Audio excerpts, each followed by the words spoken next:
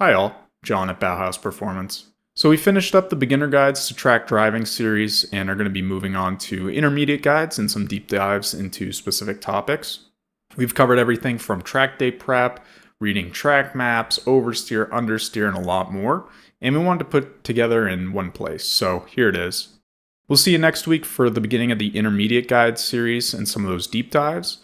And with that, let's go ahead and get started with everything you need to know to get on track and drive in a high performance environment.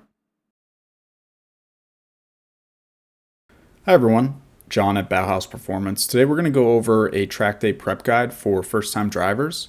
So this will be applicable for first time drivers in HPDE, track day, high performance driving, things like that. So we'll get into it. These are the different sections that we'll go over. We'll cover everything from what to expect, car and driver preparation. We'll talk about an example schedule, goals and mistakes, and then we'll talk about a couple little things at the end. There will be timestamps in the description and the actual video, so feel free to jump around, go to what's important for you or relevant to you, and you should have a good time. All right, what to expect. So let's talk about arrival and check-in. So in the materials that'll be sent to you by email from the sanctioning body, this will have when to arrive and also where to check in and things like that. If you do have questions, definitely respond so that you're on the same page. If you get there and are not sure, definitely you can reach out to other drivers and things like that. They're going to be helpful in terms of giving you, advice and things like that throughout the weekend, but they can definitely help you out with where to check in and things like that. All of them have been in the same position as you. They've been new drivers at one point, so they're going to be helpful in terms of helping you, find check-in and things like that. I can't give advice on actually how the check-in process and arrival process works because depending on the track, sanctioning body, schedule, things like that, it's going to be different. So, best advice is go ahead, read the materials, and reach out if you need to. You will have a driver's meeting as well. This will typically be, everyone at the event. They'll go through, your track etiquette and, things like that. Any rules for the weekend. This is where that'll happen. So they're not just going to throw you out on track and let you fend for yourself. There will be, times where you'll have downtime and talking with the instructors. There will also be a tech inspection. For you guys, this will probably be a self-inspection. They have typically a form that is going to be, requested that you fill out, review, the condition of your vehicle and things like that. If you do have a heavily modified vehicle, they may ask you to actually go to formal tech inspection with the racers. So you may need to do that if you have, specifically it's going to be your safety equipment. If you do have aftermarket belts or things like that. But the tech inspection, the form is going to be the same, whether it is, or typically is going to be the same, whether it is, a modified car versus a stock car. They will also give you, instruction on learning the track. So, you don't have to worry about, going there and again, them throwing you out into the wild. They're going to teach you through the track. They'll likely have instructors as well if you do need an instructor. For a first-time track day, they may require you to have one. But, if you have the option, if it's your first time out on track or something like that, I would definitely take advantage of it. They'll also go through, track etiquette and all the different flags and what their meanings are. So, you can definitely, do your, research before the event and things like that. But they will, teach you track etiquette and the flags. And the last thing to expect is going to be, there are going to be drivers and cars that are at wildly different paces. It's a track day, so a lot of different cars and things like that. And so, just be prepared that you could get, passed or you could be, passing other cars. So, mentally prepare for that, some people are going to be really slow, maybe just slow drivers. And some people are going to be, jumping out of the gate, real fast. This is for you, right? You don't need to be looking at someone else's plate. Just do your thing, learn at your pace, and you'll have a great time. Okay, let's go over car preparation. So preparing your car, the number one thing is going to be safety. You know, you're gonna want to do your tech inspection and make sure that your car is in good condition to actually go out on track, and one, be safe for yourself, but also be safe for the other drivers. So these are a couple of the different points that we want to call out. Number one is going to be your wheels and tires. So, you know, making sure they don't have to be, you know, the best tires in the world, the fastest tire. They don't even need to have that much tread on them, right? But, you know, make sure that they're in good condition. You know, there's no, you know, the sidewall isn't blown out or something like that crazy. There's no bubbling. You know, make sure basically that you're not going to have a blowout, and that you're going to be able to stop with them, is what you're going to want to look for. Make sure the wheels are balanced too. That's the only, you know, advice on the wheel side. You don't want to get up to speed and then have your wheels shaking all over the place. You know, just take it to a shop, say, hey, you know, balance my wheels. They'll do it for a small fee, and then you'll be set. You won't have to worry about it on track. Make sure that your brakes work well. They don't need to be, I guess you would say, like perfect. You don't need to have new pads and new rotors and everything like that. You don't have to dump a bunch of money into it, but just make sure, you know, you have good pedal pressure. It stays under pressure. You have life on the pads and rotors and drums, I guess, if you're running drums. You know, just make sure it's all in good condition. You know, obviously no leaks and things like that. Just make sure it's the essentials, right? And if you need to take it to a shop, take it to a shop. The last thing that you want, obviously, is, you know, you're going down the track and your foot goes straight to the floor when you try to enter the braking zone. For fluids, you know, it's basically going to be, does your car, you know, of course, have the right level of fluid? Is it leaking fluid? That's going to be a no-go immediately if you get out on track and you don't have, you know, if you start leaking fluids. It's going to be it's going to be dangerous for yourself and your car because your car is not going to be running right. But, you know, behind you, there's going to be a puddle of fluid, right? And it's realistically, it's not going to be a puddle. It's going to be a spray when you're going down, you know, down the track. We've seen it happen where, you know, I think it was, you know, coolant or oil. I can't remember which that I can remember, you know, that basically came up and, you know, just covered the windshield of the car behind. So just make sure that you don't have that happen. So just make sure that you're maintaining your fluids, you're not leaking anything, because, you know, the person behind you, it can cause a really dangerous situation where they, you know, may lose visibility. If it's an open car, you know, open top car, you know, their helmet could get, you know, sprayed with fluid, which could be, you know, could scald them and things like that.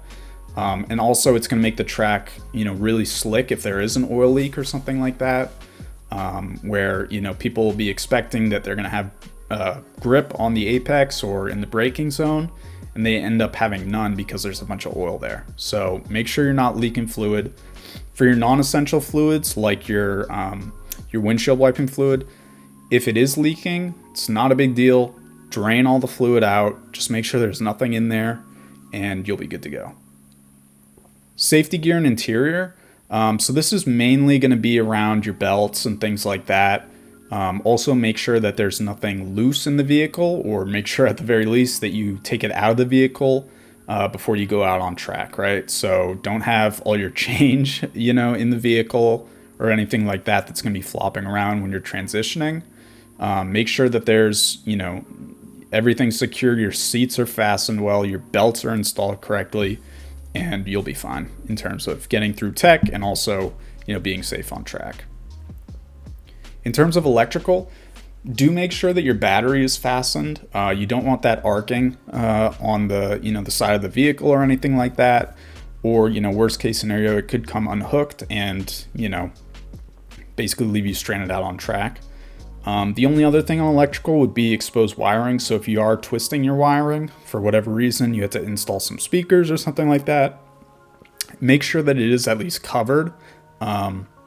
You know, throw some tape on it, something like that. Again, you don't want that arcing. As far as suspension and steering goes, you know, make sure that, you know, everything feels tight. The main thing you're going to want to make sure is good is your tie rods. Make sure that, you know, one of those isn't going to fall off and then you're basically going in whatever direction the car wants to go. So just make sure everything's tight. get it up on a lift, get it up on the curb, give it a few rocks, with your arms, make sure the bearings are good. You don't need to go crazy with suspension, right? In terms of making sure everything's, buttoned up. At the very least, I would check your tie rods, make sure you're not just going to go straight. There's going to be a lot more load on your suspension, right, than your street driving. So make sure everything's ready to go and, nothing's torn or anything like that. And you should be all set. In terms of fuel, just make sure, either you have enough fuel or you have a way to get more fuel, whether you're bringing cans or something like that. Just make sure you have enough fuel for the day, for the weekend, or have a plan to actually go get fuel. Most tracks that I've been to have on-site fuel, so you could do that. But if not, just have a plan in between sessions to go to a gas station or something like that. All right, let's move on to driver preparation. So for driver preparation, the main thing is going to be your safety gear. Make sure you have a good quality helmet that fits you well. That includes, different visors if you need one for, cloudy weather and one for really bright weather. This is an outdoor sport, right? So you could get blinded by the sun. Make sure you have a good visor, right? But make sure that your helmet meets the right specification for whatever you're driving in, and make sure it fits well. Clothes and shoes. So at the very least, they're going to require that you wear long pants. As far as shoes go, we recommend at the very least, or I recommend, flat sole shoes. That's what I like. Your streetwear would be like Chuck Taylor's or something like that. If you're wearing long pants and good shoes, that should cover you. What I recommend over, the minimum would be a Nomex suit. That's not going to work for everyone. So I would say at the very least, I wouldn't wear a t-shirt. I would wear long sleeves just in case something does get kicked up, and God forbid hits you or hits your arm or something like that, you're not going to have like a medical emergency, right? It's just a bruise as opposed to a cut or something like that. Most of the time you are going to be windows down, so that is a possibility. So just be prepared for that. It can suck when it's hot, but it's safety first. Definitely bring some extra food and fluids. While the track may have, food on site or something like that, I always have something in my hand when I'm walking around or watching other drivers or something like that, to make sure that you have enough food and fluids throughout the weekend. They're not going to be your, personal, concierge where they're going to have water for you and a towel to, dry you off, right? So, if you don't bring fluids, you're probably going to be drinking out of the tap. So bring, your 24, 36 pack of water and just like snacks. That's what I'll typically do, is just have a bunch of snacks. If they have food on site, I'll have my snacks and then also be able to go get like a hot meal and things like that when I'm there.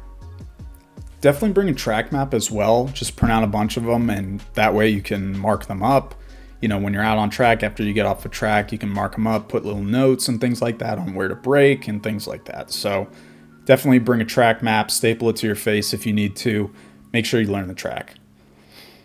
Alongside that is going to be your notepad and pens. I would recommend bringing those. That way, when you're in your driver's meeting, you can take notes, you can mark up your track map. And then once you get off track, you also can, take notes on what you can do differently for the next session and things like that. The first thing that I'm reaching for after I get off track is my notepad and pens, so I can mark up, right in the heat of the moment, right when I get off track, exactly what I can, think that I can do to improve. Looking more inward too, definitely be patient and receptive to feedback. You need to be in that kind of mental state, right, where you're there to learn. You're not there to set the fastest lap time, because realistically you're not. So it's tough truth, but be patient, be receptive to feedback. If you do have an instructor in the car, listen to them, try to apply what they're teaching you. You will get faster throughout the day, but be patient, have fun, but it's going to take time. right? Just like anything else, it's going to take time to build your pace. So just go in thinking that you're going to learn. Just be an information sponge. Another recommendation would be to watch, YouTube videos on people who have driven the track. Ideally, that would be people in the same vehicle as you. That can be helpful. But what's going to be helpful about that is, your track map that you have, you see pictures of the track and the track map, those are all going to be in a 2D plane. Whereas when you're watching a video, you're going to be able to see, where the hills are, there's camber and things like that. So, definitely watch a few videos, see where they're braking and things like that. So you at least understand kind of the basics of the track. Don't try to, in your first session, don't try to apply exactly what they're doing, because they're typically, going to be posting a hot lap or something like that where they're pushing the limit. But, try to think more about where the sight lines are, kind of where the braking zone is, how many boards are there, things like that.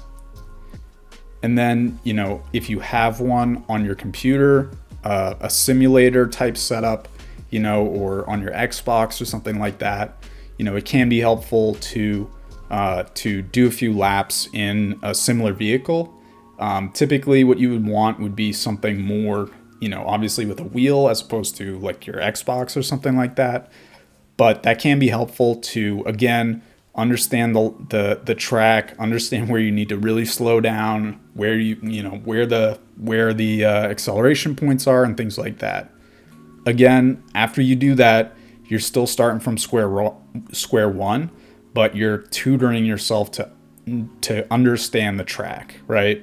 You still go into the weekend, pretend like none of that happened. That's just prep work. Because it is very different being in a simulator to actually on track. When you're in a simulator, unless you have one of those really fancy rigs where it's moving around and everything, you're not going to be under a sort of, stress situation where you're getting tossed around, you're smelling different things, you're smelling your brakes, it's hot, all those different things aren't happening. So, still take it slow, right? But try to learn the track from that time, if you can.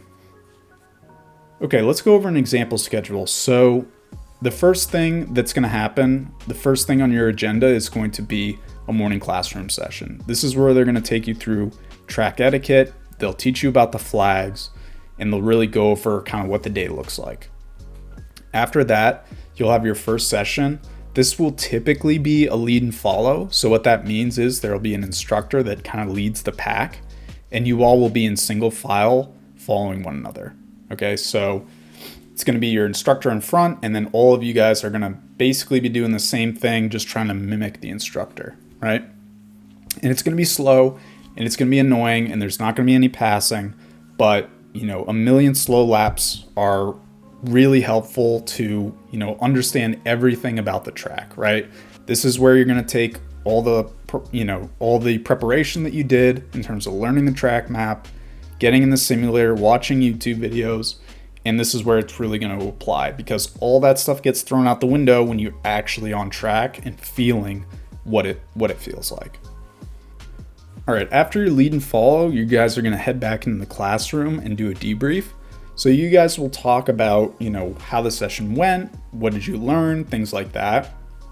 And get kind of a consensus on the group on, how things are going. They may do, some more formalized teaching in terms of, how actually to improve lap time or be more consistent, things like that.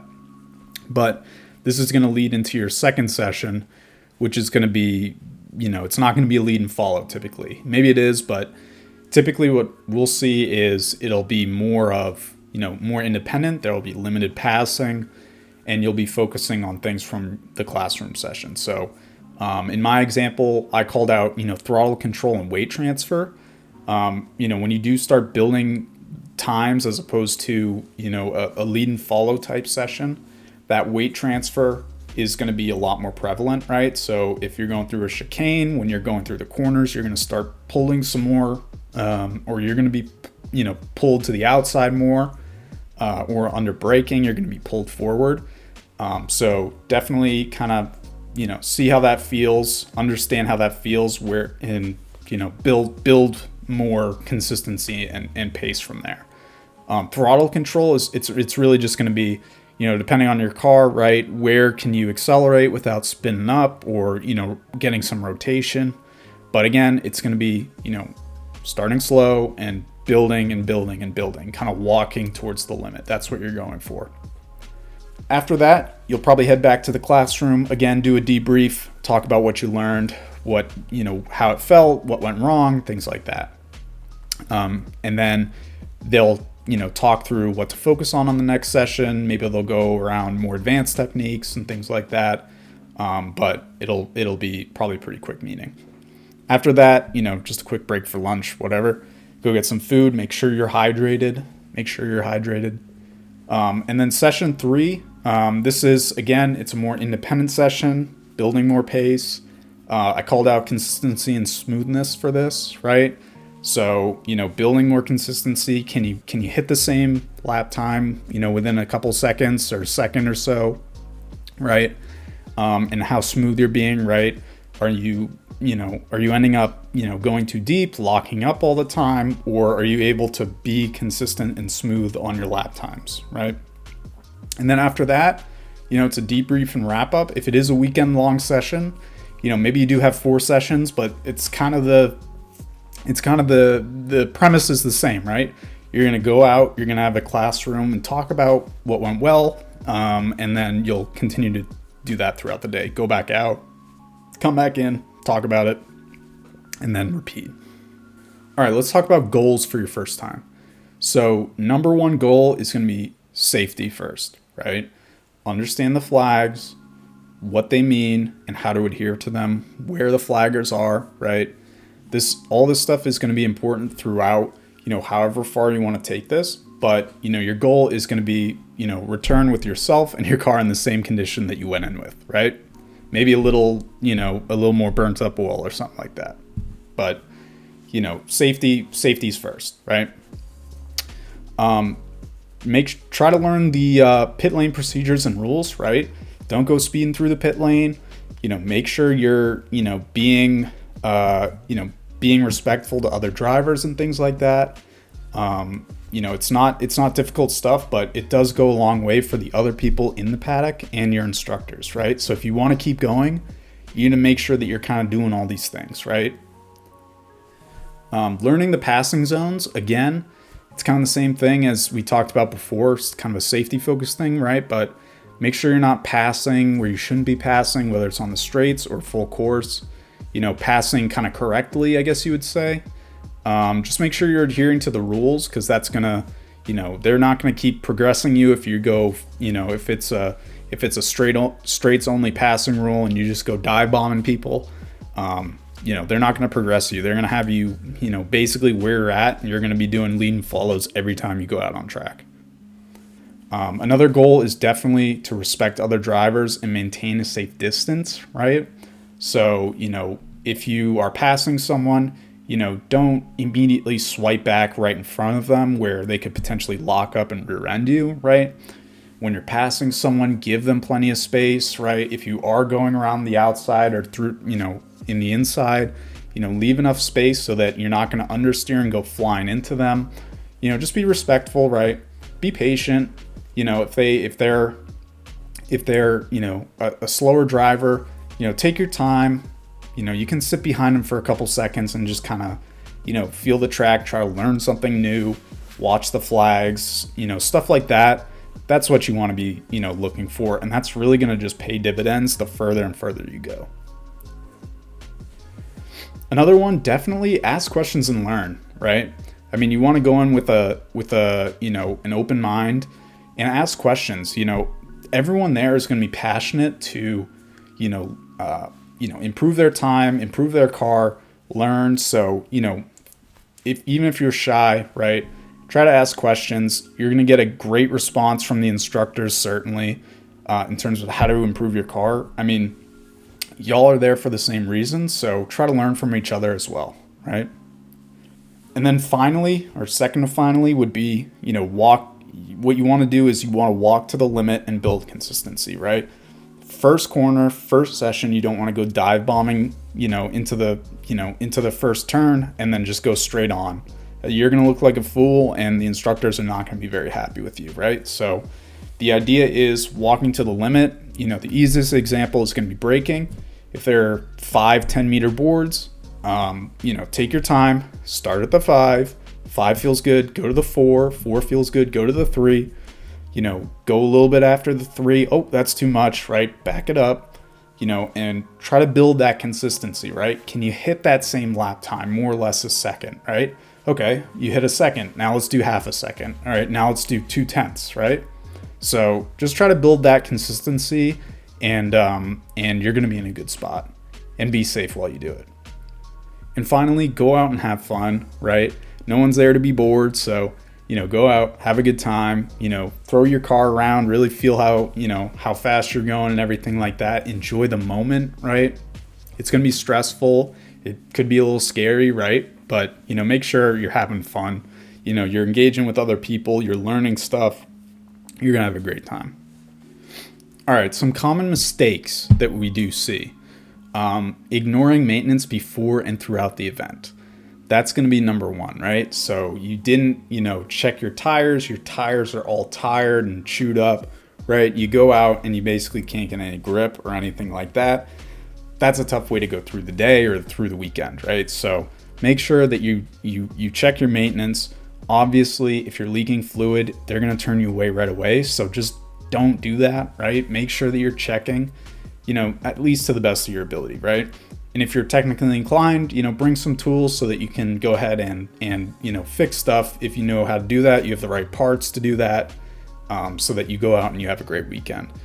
Through the event, right, you still want to do that. So you get off track, check your pressures, torque your lug nuts, make sure you're still not leaking or anything like that, and you're going to have a great time. Stay hydrated and rested. I know it's going to be stressful, but try to get a good night's sleep, right? That goes a long way to make sure you're focused, you have endurance, so that the last session you're not, a dog, and stay hydrated. Last thing we want, obviously, is someone passing out on track. That would be terrible. So make sure you're hydrated, make sure you're well fed, take care of yourself, right? Next one, mirrors. Probably more of not advanced, it really is beginner, but when you are turning, make sure you're looking in your mirrors. When you're on the straights, make sure you're looking in your mirrors. Who's where, when, why, right? It's just like being on the highway. Make sure that you know where everyone is so that you're not, someone's not passing you on the inside while you're turning into a corner, right? Not listening to instructors. You need to listen to the instructors, right? Don't think that you're going to go out there, you're going to be Max Verstappen, you're going to be, the fastest person out on track, right? Realistically, you're not. And if you need to learn that, that's the hard truth of it, but you're not going to be the fastest guy out there. These guys have a lot more experience than you, so listen to them, really try to take what they have to say to heart, and try to improve your driving, and it'll go a long way. Finally, it shouldn't, if you're following all these rules, it shouldn't occur, but, overdriving the car does happen, right? Sometimes, it's not a big deal, right? You go a little too deep, maybe you lock a tire or something like that. Not the end of the world, right? They may have you, pull you in and, check to make sure that you're not, shaking in your boots, but, overdriving the car does happen. It happens to all of us. It's not a big deal, but, take your time, walk up to the pace, and you'll be fine. And then I just wanted to put this quote in here, right? A slow lap is never wasted. Again, it's just kind of reiterating that point that you want to take it slow and build your pace up, right?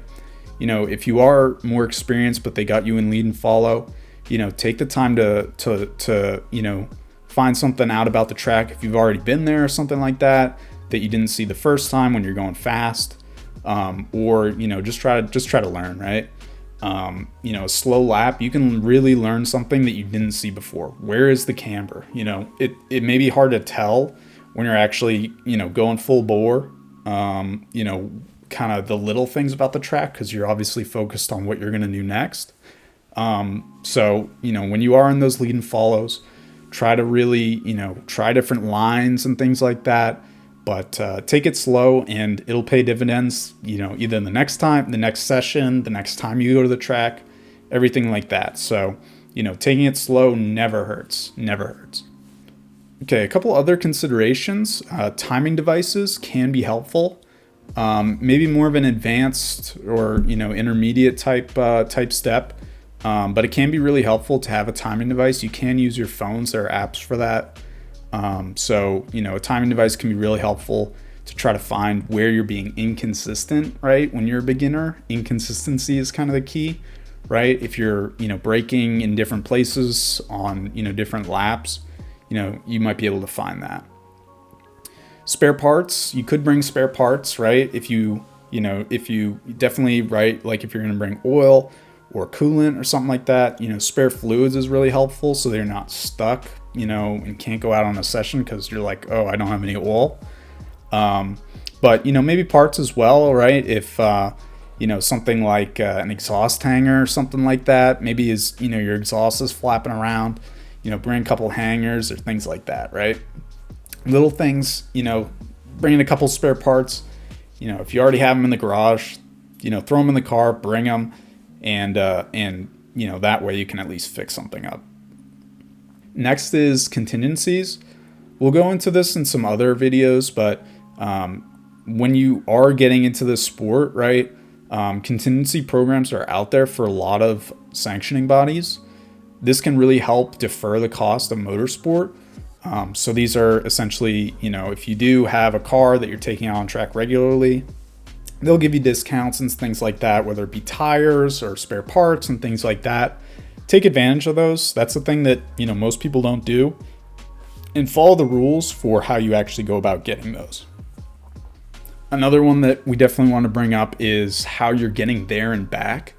For your first time, you could probably, you're really good to, drive the car there and back if you got a reliable kind of newer vehicle, but consider it, right? If you have another vehicle that you can tow or rent a U-Haul and tow your car behind it or something like that, that can really alleviate some of the stress when you're out on track, right?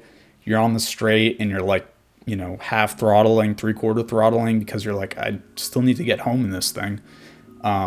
You can really, even though it sounds kind of crass, right? You can really, when you have that peace of mind that you have a trailer, you can kind of rag on the car a little bit more than if that's your only means to get home. Obviously, the farther and farther away from home, the more and more kind of important that becomes, right? If it's 20 minutes down the road, whatever, I can just tow it back to my house. If my house is 12 hours away, that's going to be an expensive tow bill, right? So just kind of keep that in the back of your mind. That's more of a personal decision, right? But, at least give it a thought. It's usually pretty inexpensive. And then also, accommodations. It's not too unusual for folks to just camp out in their car, right? Especially if they are towing, camping out in the cars, it's going to be a pretty common thing in the paddock. But, if there are hotels available, I think most people would say that getting a hotel is probably going to be better than sitting in your back seats, right? But, again, it's a personal decision whether you want to do that or not. Obviously, if you're doing it on the cheap, right, curling up in your back seat's probably going to be the way to go. Another thing is that way you're not like driving to and from the track. You're there, you're in the moment, and you're doing that, right? All right, final thoughts. Definitely have fun, right? I mean, you're there to have fun. It can be pretty stressful and anxiety provoking, but have fun, right? You're gonna learn a lot. You're gonna have a great time. Enjoy the moment, right? There will also be additional materials in the description. There's a few different checklists for different what to bring and things like that. Some more additional materials. As well as the full deck in the description. So feel free to check that out. Throw your questions in the comments or, feedback for other new drivers, right? Just go ahead and throw that in the comments. That's definitely going to be helpful for some other people checking out the video. And then we do appreciate it if you did find this helpful to like and subscribe. And then also, if you do have any questions, you can feel free to email them directly to us, or you can reach out to us on Instagram. Those are the appropriate contacts. So I hope this was helpful. Again, if you have any questions, feel free to put them in the comments or shoot us an email. But if not, have a great time at your track, and let us know how it went. All right. Thanks, y'all. Hi, all. John at BauhausPerformance. Today we're going to be going over reading a track map and finding the best line. We'll go over marking up the map and some tips on how to do so. And the ultimate goal for today's session is to give you everything you need to get started on track maps. So with that, let's head over to the map and take a look. One note is we are going to use Eagles Canyon here as our example. Eagles Canyon has a lot of undulation, so it's going to be able to highlight to us a particular point about how uphill, downhill, crests and things like that apply to track maps. However, all the things that we're going to go over today is going to apply for your local track or whatever track you're going to. It is also, personal preference on how you want to mark them up. We just want to give you some, general tips to see if we can make your life easier when you're marking them up, and some of the practices that we use. So hopefully this is going to be helpful for that. Okay, let's go ahead and get started. So the first thing that we need to know, obviously, is going to be the direction of travel. So for us, what's nice is we do have each one of these turns labeled. Most of the track maps that you're going to find has that information on it. Another thing that is nice to have is the track width. It doesn't necessarily need to be exact, but it can be really helpful for being able to draw lines and things like that. So with that, the first thing that we like to do is add where the lap starts and ends. So for Eagles Canyon, it's kind of midway through the straight. So I'm going to just put a line right here. Doesn't need to be perfect. Just basically gives us, a point of reference for where to start, a visual representation of where the lap starts and ends. The other thing that we like to do is just put a big old arrow as well, right where the direction of travel is. So this can be really helpful for, if you're just getting a quick, obviously this looks like a, piece of a rubber band thrown on the ground, and, being able to just see quickly, right, where the direction of travel is, can be really helpful for just picking up the map and taking a quick glance at it. Okay, so with that information added, let's go ahead and dial in on one of these actual turns. So let's start with turns 1 and 2. Why not? So I'm just going to zoom in here. And the first thing that we're going to go over is, breaking the corner out into different phases, right? And marking those. So we know that we have a braking zone, our turn-in point, apex, and then our exit points, right? So let's start with the braking zone. For the braking zone, for this particular corner at Eagles Canyon, there's a couple things that we can use to reference where we want to be braking. So one is going to be the curbs. So for us, when we do that, we just add a little curb, right? Just like Bob Ross, we're just going to try, do our best to draw out those curbs. And then another thing that we have are our boards every 10 yards, right? So we have a 1 yard board, a 10-yard board, 20-yard board, 30-yard board, right? So when I'm writing a track map, I don't really care about scale. It can be helpful to try to get it exact, but, the scale's not really important. It's just the information that you're trying to convey. So on this turn in my Miata, what I like to aim for is a 2-meter board, or 20-meter board, excuse me. Okay. So there's a 2-meter board. It's roughly here, probably further back in actuality, and maybe these curbs are a little closer in. Doesn't really matter. But that's what I'm using to reference for a breaking point. What I'm actually going to be doing is also add -2 here. What that indicates to me is after the 2-meter board or 2-yard board, I'm going to want to break 20. I'm sorry. At the 20-yard board, I'm going to break 2 yards after that, roughly, right? And, if it was, I wanted to be breaking at the 22-yard point, I would do +2 yards, right? So this indicates to me, once I see the 20-yard board, I'm going to wait 2 yards and brake there. It doesn't have to, this isn't something that you need to do. It's just an example of what works for me, if you do have good references for that. If you do have curbing, it can be helpful to add, if you're braking at the start of the curbing, right? Maybe add an arrow at the start of the curbing, or kind of a midway point. But of course, these boards are going to be your most helpful because they're true indications of distance, whereas, it's going to be a lot harder to find your repeatable braking marker on something that's unlabeled like the curbing. You can get pretty close with the, by distance. If it's the end of the curbing, beginning of the curbing, right? Something like that. Next thing we can go over is the turn-in point. So for the turn-in point, it's kind of a little bit more difficult. Usually for me, it's about midway after the beginning of the gators on the curbing. So curbing, we have a couple different things, right? So we have the actual curb, which rides up like this. And then some of the curbs have what we call here gators. So they're rumble strips, right? So kind of what I drew here, was the actual rumble strips, the gators. And so that's what I'm going to keep as my reference. So I'm just going to put an arrow here, and that's where I'm going to start drawing or building that line, because we are going to draw a line as well. Okay. All right, let's look at the apex. So one important thing to note, right, is that this is a chicane, right? So we have 2 turns, one right after the other. If we do zoom out a little bit, we can see that after that first chicane, we do have a nice little straight here. The other thing that I do know is that this is a downhill section going into 1 and an uphill section coming out of 2. Okay, so to mark that out, what I like to do is draw a little character here. So I'm going to draw something like that, like a check mark. This indicates to me that this is a downhill section. And I'm going to do the same thing here, like this.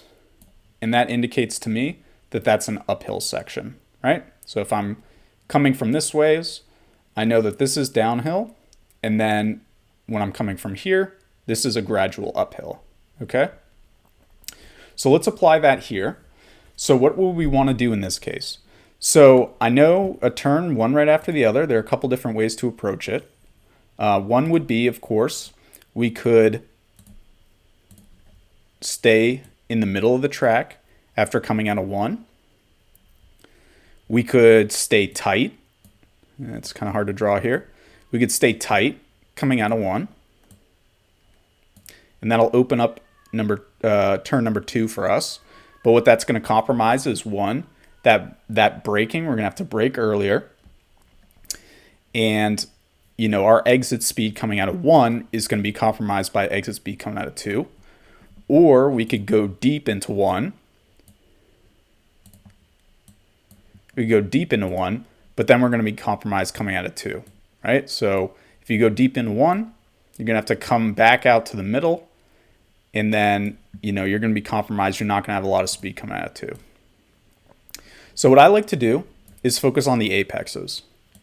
So for 1, what I like to do is to try to get pretty much a mathematical apex, right? So the mathematical apex is if you're drawing a turn, you're going to basically make your arc as wide as possible to accommodate for that turn, right? So if that's the track, whoops, went a little crazy there.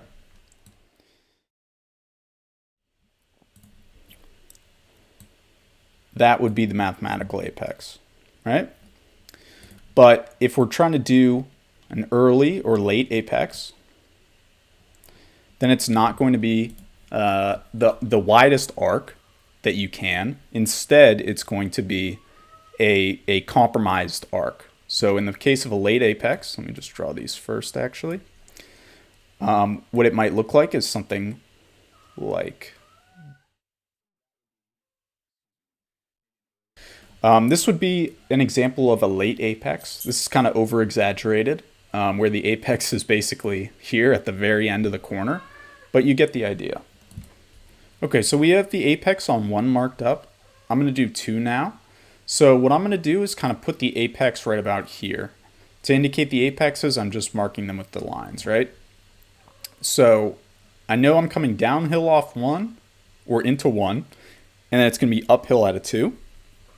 So I can now start drawing my line. I have my turn in point, which I know is right about here. And again, if you don't have this information, right, you can watch some videos of people driving and try to mimic kind of what they do. Of course, when you go out there for the first time, take it slow. Definitely put some distance in there, but that can at least help. So I'm going to start my arc right off that turn in point. I'm going to come in. I'm going to stay kind of mid-track. If I could get this sort of line, I would, but I know that the car is going to kind of track towards the middle. So this is usually where I'm at. Over here, I'm just then going to rotate the car and take that late apex like that. Something kind of like this. Okay. Another thing that I know about this is there is some curbing over here. So I can add that. Just add that curbing. Actually, you know what I'm going to do is I'm actually going to cut the gators because this one does not have gators. And I'll just put an arrow there. If I wanted to, I could write track out here, something like that. But this gives me everything I need to know for this particular turn that I'm going to go, mathematical in and then late apex here. And I'll start marking that. So I'll do late. It's kind of hard on the computer. And then I'll usually just write mid here. It's going to indicate to me that it's not early or late apex. It's just a mid, kind of normal apex, right? And then I can kind of build out that line there and also here. And if I wanted to, I could put track out. Again, it's hard to write on the computer, so my apologies there, but something like that. And this gives me everything I really need to know on this particular turn. Okay, let's take another example. So for this, I have turn 15 that I've queued up, both A and B that we'll use. And I think this will help highlight a couple of other things that you can do. So turn 15, A and B, we do have some curbing, so I can add that on the entry. And then we also have some curbing on the outside. This one is gatored, so I'll add that. I think this one might be gatored towards the end of it, so I'll just maybe do something like that. One thing that we didn't talk about in 1 and 2, which can be helpful, is putting in the gear that you want to be in. So for me, going into turn 15, I'm going to drop it down to 3. So what I can do for that is just add a 3 and then a circle. Okay? I'm actually going to move this a little farther up though, because we do have some boards on this turn. So I'm probably going to put it right about here. And then the board that I'm shooting for is board number 2 again. So I'm just going to add board 2. Usually it's pretty true to board 2, but yeah, that's what we'll put there. Okay, so going into A, I like to use pretty much a mathematical apex there, and then since we have a nice long straight after 15B, I'm going to use a late apex there, so I can add that. The other thing, of course, you could run these corners in a couple different ways, but I'm just going to demonstrate what I'm using. So typically for me, it's going to be just before the curbing, the actual gators where I'm going to be turning in. So I'm going to add just a little arrow there. And then I'm also going to put here, since this is a kind of a 2-turn corner, I'm going to also just make a quick line there, right? Because I want to stay out as far as I can to open up 15B. So let's draw this out. So I'm going to come in, I'm going to duck into 15A, get out as far as I can. And the other thing that's unique about this turn is I don't really necessarily care about hitting the apex on 15B because I really want to maximize the exit, right? I want to be as straight as possible coming out of the exit. And I know that my car, if I turn, if I don't have enough time, or my car isn't able to get right into 15B, it's not a big deal. My exit isn't compromised at all. So what I'll actually do is something like this. Okay. So I won't be this kind of aggressive where I'm in the middle of the track coming out of, apexing 15B in the middle of the track, but kind of an exaggerated look at it. This is what it would look like, okay? So something like this gives me all the information I need. What I could do here again is track out, right? That indicates to me that we're going to use all that juicy exit to carry speed on the exit. Use those curbs. And that's pretty much it. This gives me everything I need to know. I have my gear. I know where to brake. I know where to turn in. I know where my apexes are. And then I know what I can use on the out. Okay? So let's go over one more. Okay, for our final example, what I'm going to go over is 11 and 12. So what's unique about 11 and 12 is that it's actually cresting a hill and then going down a dip. Okay? So to indicate that, what I would do is I'm going to add a sign like this. And then for 12, I'm going to do a sign like this. Okay. So it's like a U and an upside down U.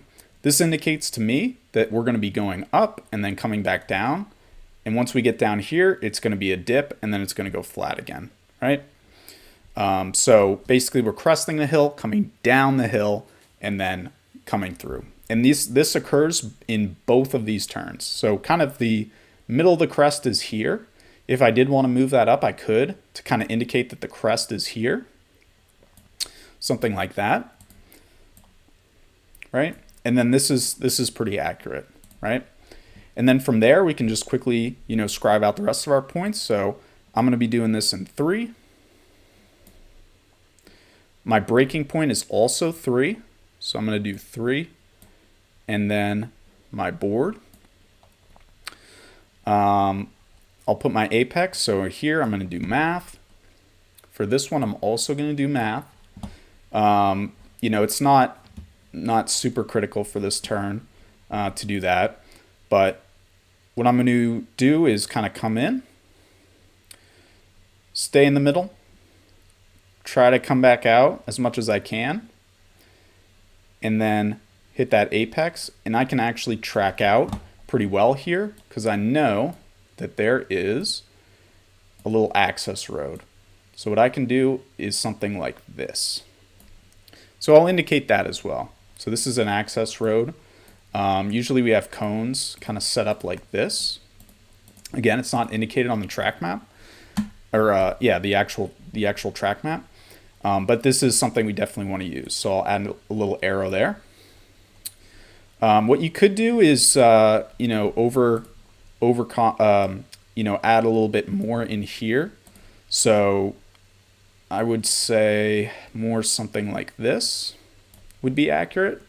So I really want to kind of make as much out of these 2 turns as I can, because the more speed I can carry into 11 is going to, I can brake later. But for the most part, this is what it would look like for me if I was writing out this track map. I'll add those 2, kind of marks that I'm looking for. I really want to get, open this up as much as I can, and then open up 12 as much as I can. right? The other thing that I'll add here is stay out. It's going to look kind of crazy. Stay out. For me, I have a problem of in the braking zone kind of leading up to the corner. So if I do have my, my corner here, one thing that I have noticed on 11 is that instead of braking like this and then making a nice arc on it, what I'll end up doing is kind of creeping into the corner like this. This is pretty exaggerated, but something like that, which I actually kind of highlighted here in the actual line, but kind of creeping into the corner, which I do not want to do because that's going to compromise my speed through the apex. So let me do this. I'm going to do that and then something like this. So that's what I want to do. So for me, this looks good. This indicates all the information I need. But again, it's going to be depending on your track. It's going to depend how you want to mark it up, what information you have versus, after you get off track. So let me finish marking this up and I'll show you guys what it looks like. Okay, so I finished marking up this track map, kind of rough outlines of what I want to convey. So this is what it looks like. I have every corner marked up. I have my gears in certain places. I have uphill, downhill in certain places. And basically just important information that will help me be more consistent, right? When I come back in, after going out on track, I may mark it up some more. I might throw out this map and do another one with some different information on it. But this is kind of the rough outline of what a track map would look like for me. So I hope you found this helpful. If you have any questions, feel free to drop them in the comments. And if this was helpful, please do like and subscribe. We do appreciate it.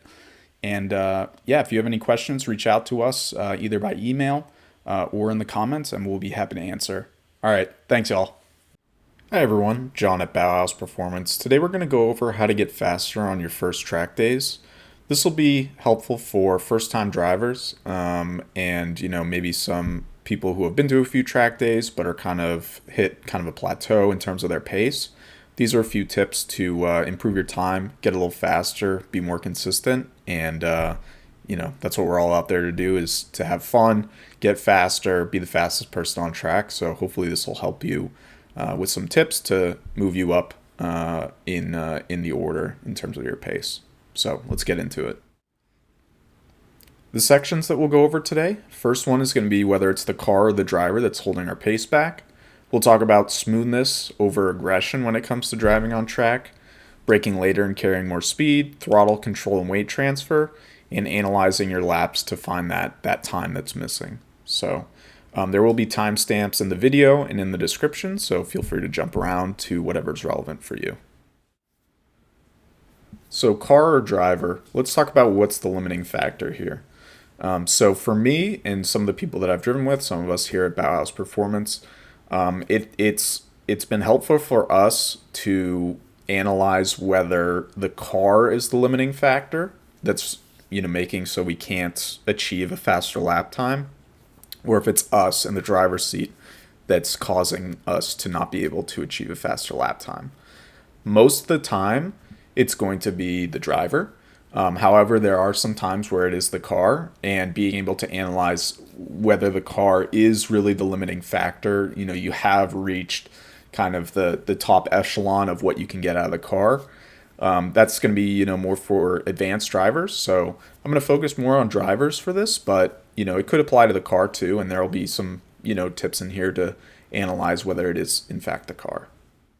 For the driver, one of the first things that I wanted to talk about was thinking of your car as a tool. This has been tremendously important for us here at BauhausPerformance, is not thinking of the car as one of us or a baby or something like that. You don't want to baby the car, right? Or you're not going to be fast. Your car is a tool to enable you to be as fast as you can be on track, right?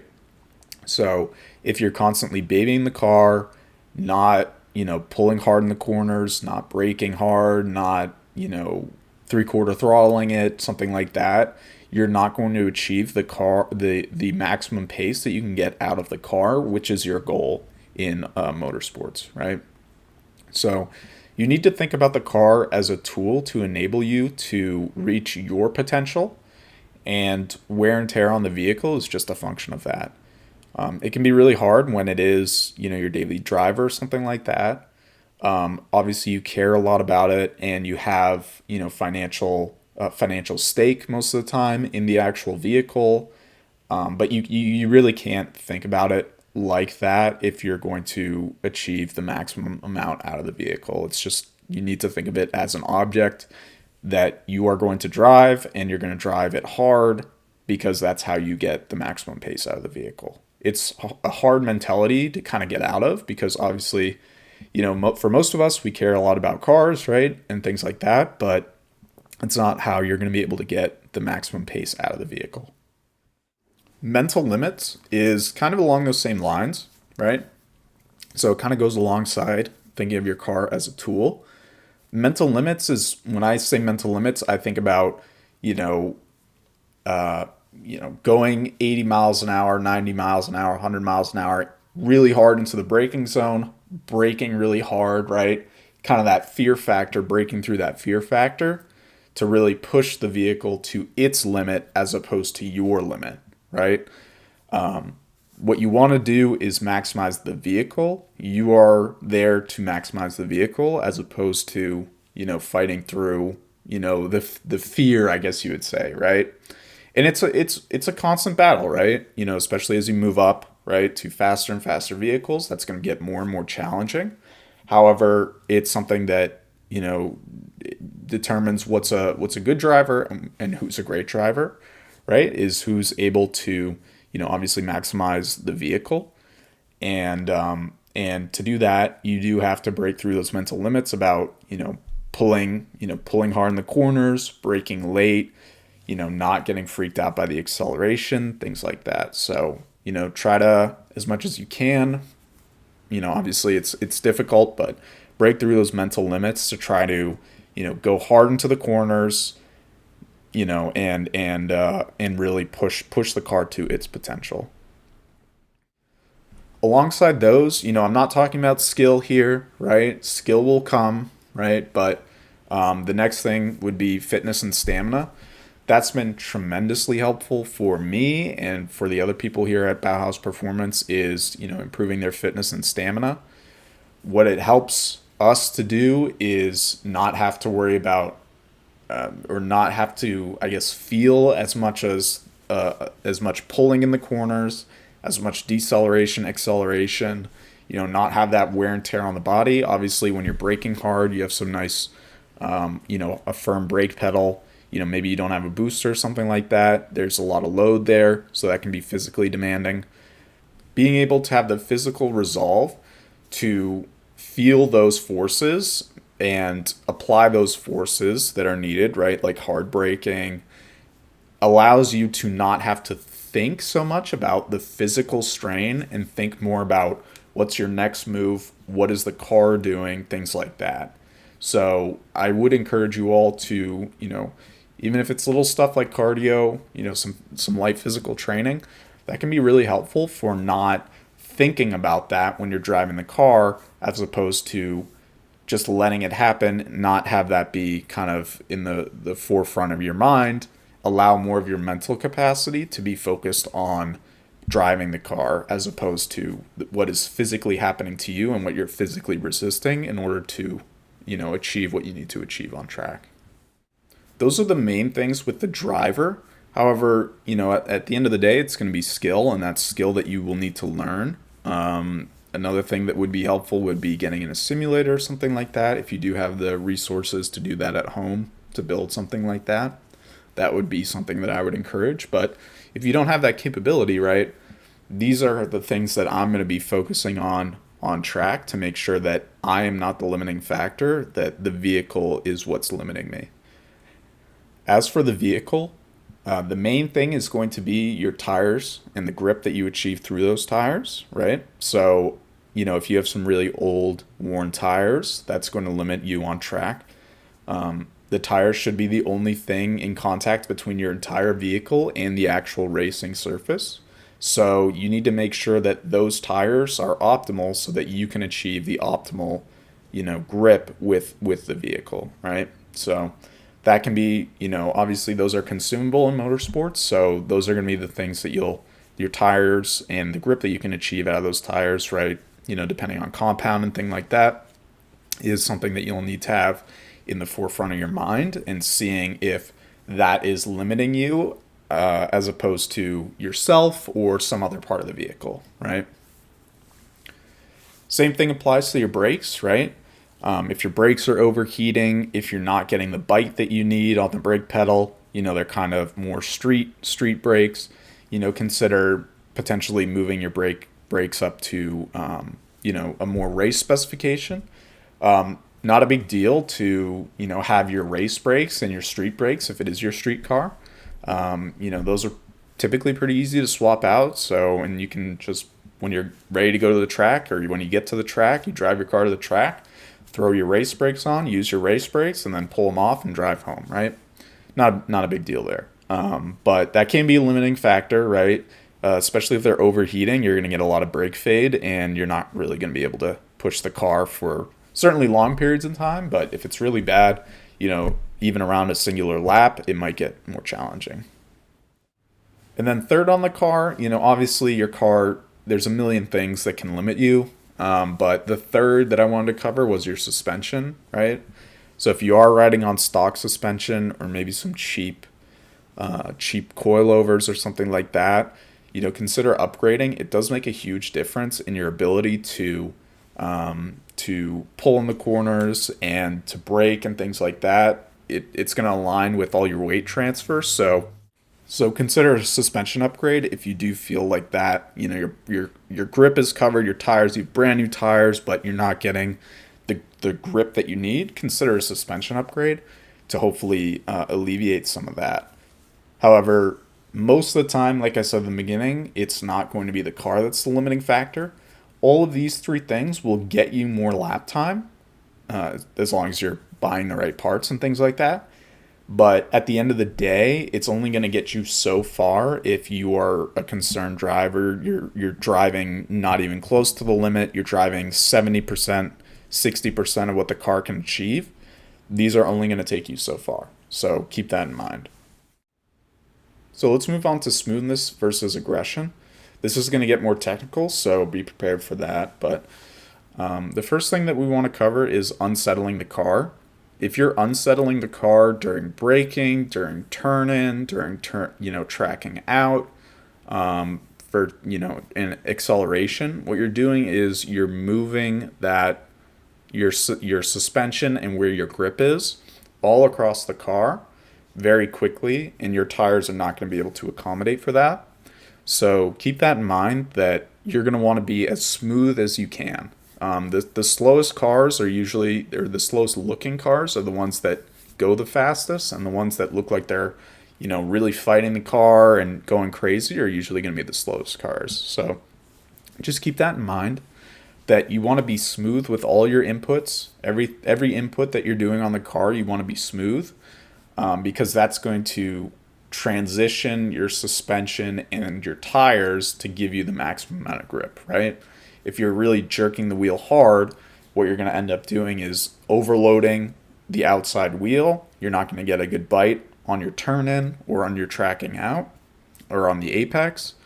When you're, fluttering kind of the throttle, right? Going back and forth on the throttle. What it's going to lead to is the suspension is going to be loading the front, loading the rear, loading the front again, loading the rear, and you're not going to be able to get the grip that you're looking for. And then same thing with the brakes, right? You're going to be, if you're really heavily, I guess you would say, modulating that throttle or modulating that brake, right? Braking really hard, lifting up, dropping the brake again. What it's going to lead to is, especially on turn-in, you're braking really hard. All the weight is going to be on your front tires, and then when you let off, you're going to the nose of the car is going to pop up. So you're going to lose grip on those front tires, right? So what you need to do is smoothly transition, right? Hard on the brakes and then gently lifting up to the point where you have enough grip on those front tires to turn in. You're maximizing those front tires, and then once you get into the corner, then you want to be at a point where you're completely off the brakes, right? And then you're slowly getting on the throttle to move it back towards the rear. Alongside that is going to be a gradual turn in. That can be really difficult for folks to get used to.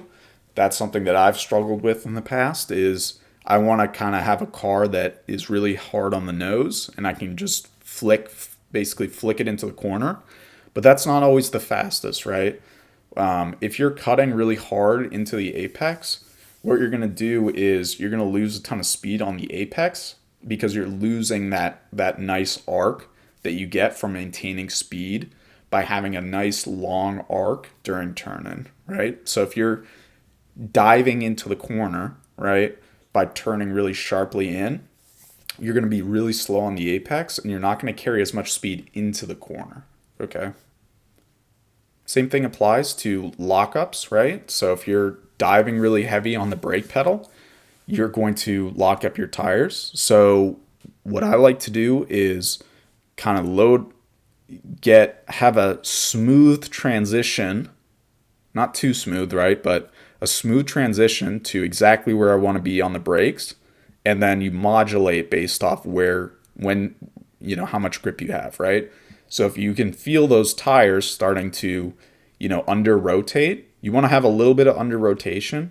But if they start to, obviously lock up, you need to jump off and then try to get back in so you can find where exactly you can brake without locking up.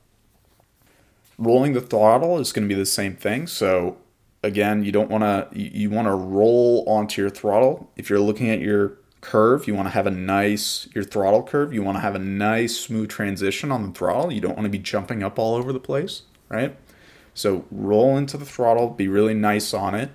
If you are in a slower car or a low horsepower car like myself, you can probably be more aggressive, right? But you still want to be smooth in that transition. You don't want to just immediately, mash the throttle because again, all the weight is going to go back towards the rear. You're not going to have any front end control and you could overload those rear tires. So keep that in mind too. Balanced transition. So you want to make sure that in the case of a chicane or something like that, you can toss the car. You can toss the car in your transition, right? So if it's a right hand corner and then a left hand corner, you can toss the car into the right and then again toss it back left. But the thing that you need to keep in mind is again, what is the weight transfer going to be doing? Your weight's going to be loading up, in the case of a right hand turn, it's going to be loading up that driver's side tires, and then you're going to be loading up your passenger tires when you transition to the left hand corner, right? So keep that in mind and try to be balanced with it. Obviously, you still need to get into the other corner, the left hand corner, but try to have some flow to it, right? As opposed to just jerking the wheel, because you're going to lose that front end grip and that front end bite if you immediately transition and overload and basically understeer, not hit the apex, right? Finally, you want to flow with the car. You don't want to fight it, right? So you and the car need to complement each other. You don't want to, be fighting each other, where you're constantly just ragging on the car. You want to be hard on it, of course, but you don't want to be fighting the car, overloading every tire at every moment. That's not fast. You want to be at the point where you're 99% of the tire, you're utilizing every part of the tire, but not going above that 100%, hitting the 110%. You're going to end up understeering, oversteering. It's going to get squirrely, right? You want to complement the vehicle, flow with the car, feel what the car is telling you, and you'll achieve some better lap times there. Next, let's go over braking later and carrying more speed safely. Consistent braking is going to be important, right? Are you able to hit that mark that you've set out every single time? Or, most of the time you're able to hit that mark. You're not locking up. Things are feeling good, right? What you want to do is start moving that breaking point very slowly, right, and gradually. Things are looking good at the 20-yard board. Let's try 19. Let's try 18, right? Slowly, just add a few yards to your breaking point. See how it feels, and you'll get to the point where if you're doing that across the lap, you will find where the maximum is for your vehicle, and you can dial in exactly where you need to brake. Now, the thing that you need to keep in mind, right, is you kind of want to make those changes in corners that don't complement each other, right? So if I have a long straight, we have a corner before the long straight and we have a corner after, right? What we don't want to do is do this on the corner that the corner that is before the long straight, because if we do that, we carry more speed through the corner. We're going to find that at the end of the straight, we're going to be at a higher speed going into the next braking point. So if you do that and then try to move your braking point further, you could end up in a more dangerous situation where you're locking up. You don't have enough speed to stop, right? So start out with some corners that are kind of every other corner, something like that, right? Where you can isolate the corner to find where it's going to work for those, and then the next session you go out and you do the same thing for the other corners, right? And you find that breaking point for those corners, right? You also want to use more of the track. So what I mean by that is when you are getting on the braking in the braking zone, what you don't want to do is actually end up walking into the corner. That can be really something that's really tempting to do, because you might get to those mental limits where you feel a little bit scared and you want to make sure that you're actually going to be able to get into the corner. What you want to do is brake. Obviously, they'll teach us this day one is brake in a straight line, but what you also want to do is maximize the track. So get that tire right off the white line on the outside and brake hard. Depending on the car, you could even be on the curbing, right? Or be on that white line. Is, brake in a straight line and then focus on, again, that turning in that car to maximize that arc, right? That's going to enable you to really open up the corner, because if you're creeping into the corner, you're going to have a much slower turn-in speed, apex speed, because now you've shrunk that corner down to a smaller corner. But if you keep it open by staying on the outside of the track and then coming in, you're going to maximize your braking potential and your turn-in potential. We talked about this a little bit in the last slide, but threshold braking is important as well, right? So what we want to do is get on, be maximizing those front tires to make sure that we're braking hard, right? And get up to the 99%. Make sure everything's feeling good. If you over exceed or you under exceed, right? You're too low, you're at 80%.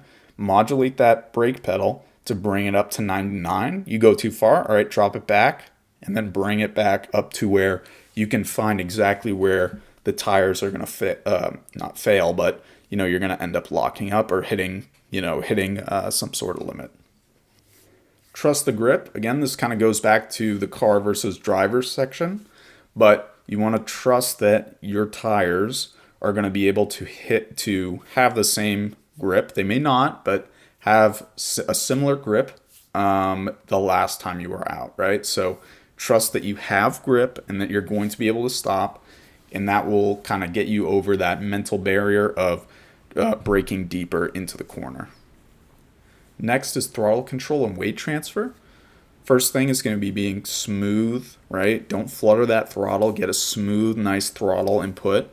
So when you are tracking out, you're not going to get loose, and you're not going to, potentially move that balance from the front to the rear, to the front to the rear. That's going to be really important. Understand the implications of your input, right? Again, when you get on the throttle, all of that weight is going to get headed towards the rear.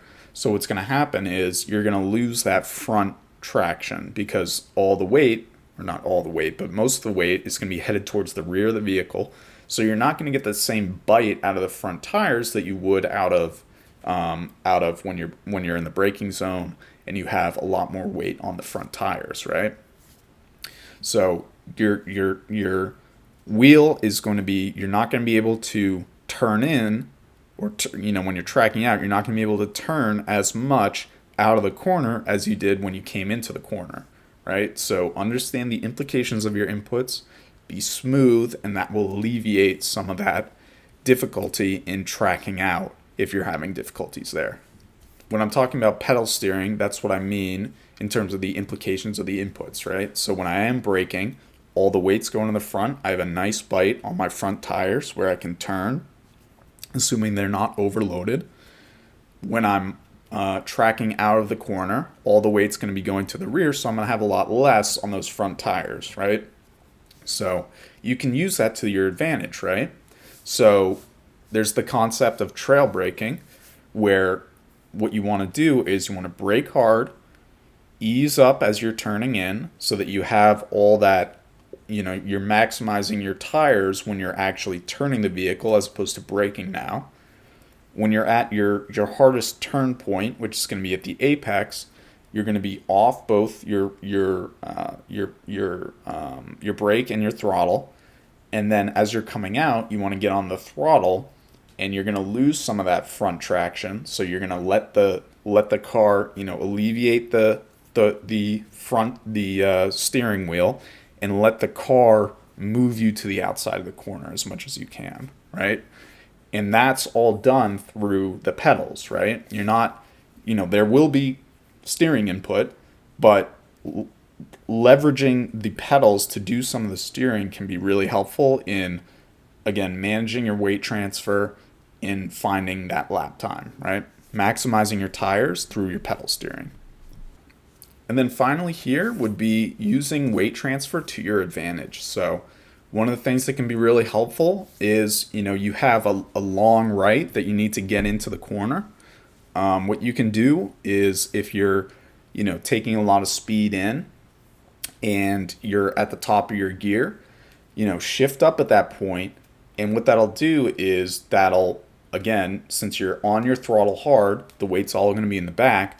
When you let off the throttle to change gear, it's going to move the weight to kind of a neutral position, where you're going to have a lot more bite on those front tires, where you're going to have a little bit more steering input. So you can then, during or a little bit after your gear change, you can go ahead and start moving towards a turn-in point, right? So you can use the gears as well, because they're going to have the same impact, right? When you change gears, the car is going to go more towards a neutral position. So you can use that to your advantage to get a little bit more bite on your front tires. So definitely use that. Next, let's talk about analyzing your laps to find some free time. So what I would say is, don't fixate on the fastest time. Focus more on your average time, your average clean time, right? So if you're getting passed, or you have, or if you are passing, don't focus, from a total lap perspective on those, but focus on kind of your average, right? And you can look at the best versus your average then, right? So, okay, what am I doing on my average that is limiting my time versus my fastest time? So you can identify, okay, I'm braking later on my best time versus my average. Okay, there's a little bit of a change here, right? I have more speed coming out of this corner. Try to identify where you're losing time on your average and work towards that best time. Ideally, what you could do is have the instructor actually do a few laps in your car. And that will allow you to look at what are they doing that's different from what I'm doing, and to utilize their time to see where you can find time, right? So, okay, they're taking this particular corner in a different gear. They're braking, deeper into this corner. They have more speed coming out of that corner. What are they doing that I can then apply to myself to, close that gap between their time and my time? To do that, it can be helpful to break the lap or corner into sections. So personally, I like to break it into a corner by corner section. That way you can see exactly each one of the inputs. If you're looking at the entire lap, for an example, on this particular slide, we have an entire lap showing here.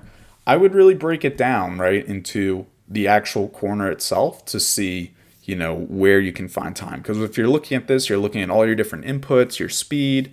It's going to be really hard to find the actual time that you can gain. But if you break it down into, okay, let's look at corner 5 and see, okay, on my best lap, I'm braking way later and way harder. Let me try to apply that on a more consistent basis so that my average now has that time. Okay, that looks good. Now let's move to a different corner. Let's move to corner 8 and see how I do there, right? Breaking it down to little chunks is going to make it more digestible. One thing that people kind of neglect when it comes to that can be the apex speed. So your apex speed is usually going to be your lowest speed. So maximizing your lowest speed obviously is going to give you a faster average lap time. So, look at the apex speed and see, okay, on my best lap, am I really maintaining a good apex speed? And hit a goal, right? So, on my best, I'm looking at about 65, and at my, on my average, I'm looking at closer to 55. Okay, so for the next session, let me try to hit 60 on this apex and, consistently and see if I can gain time there, which you definitely will, obviously, but, try to make those little adjustments where you can, throughout the session, focus on a particular corner and maximize that apex speed, because that's going to bring your average lap time up with it. And then finally, make adjustments and review. So in between sessions, you usually have an hour, 2 hours where you have some downtime. Take a look at your data, break down a couple corners and see, what can you do to adjust what you're doing versus your best. You're looking at your best versus your average to see, okay, for the next session, give yourself some goals, right? So improve my apex speed in 5, brake harder into 8, things like that. That's going to move and train yourself to, try to find more time, and maximize your track time, really. So if you're just going out and you're driving and you don't have necessarily a goal, you're going to be in that plateau for a good amount of time, right? So go into each session with a plan to try to maximize something from the last session. Final thoughts. Change and experiment. That's going to be the only way that you're going to be able to gain time. If you're just doing the same thing every session, then you're going to be having the same lap times for every session, right? Nothing's going to change unless you're the one that actually makes the change and makes it happen. Use all the tools in your toolbox. Get, a timing device or, even something on your phone to be able to look at your lap time, right? And make the changes as needed. Motorsports requires both mental and physical rigor. So if you're not, pushing yourself as much as you're pushing the car, then you're not going to find the lap time. You need to stay focused, right? And, potentially add some physical fitness to your plan to try to get better so that you have more mental capacity when you're driving to focus on actually improving your lap time. All of that is going to be really critical to your success. So, you're training your mind to be faster. Focus on your physical as well. That can be really helpful. I hope this video was helpful. If you do have any questions, feel free to drop them in the comments and we'll definitely respond. If the video was helpful, we do appreciate it if you like and subscribe. And then if you do have any other further questions, feel free to contact us. Our email is below, and then that's our contact information on Instagram as well. So I hope this was helpful. Again, if you have any questions, leave them in the comments. But if not, have fun on track, and hopefully you gain some lap time out there. All right. Thanks, y'all. Does this ever happen to you on track?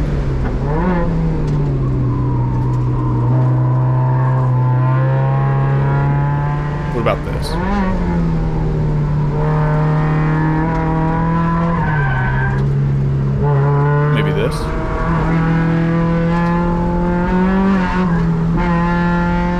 oversteer is not fast.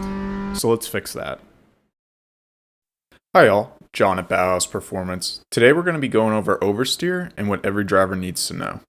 For today's sections, we're going to go over some basic definitions, understanding oversteer, how to correct oversteer, how car setup affects oversteer, and then some driving styles and techniques to try to avoid oversteer.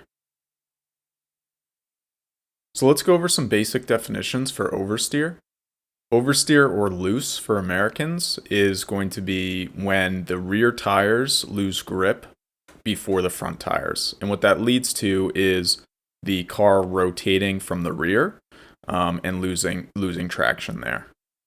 The most common example you'll see of this would be power out oversteer, where you're spinning up the tires and drifting the car out of the corner. But oversteer can occur in many different parts of the corner. So that's why we're going to need to take a deeper dive and talk through what actually happens that causes oversteer so that you can avoid it through all phases of the corner.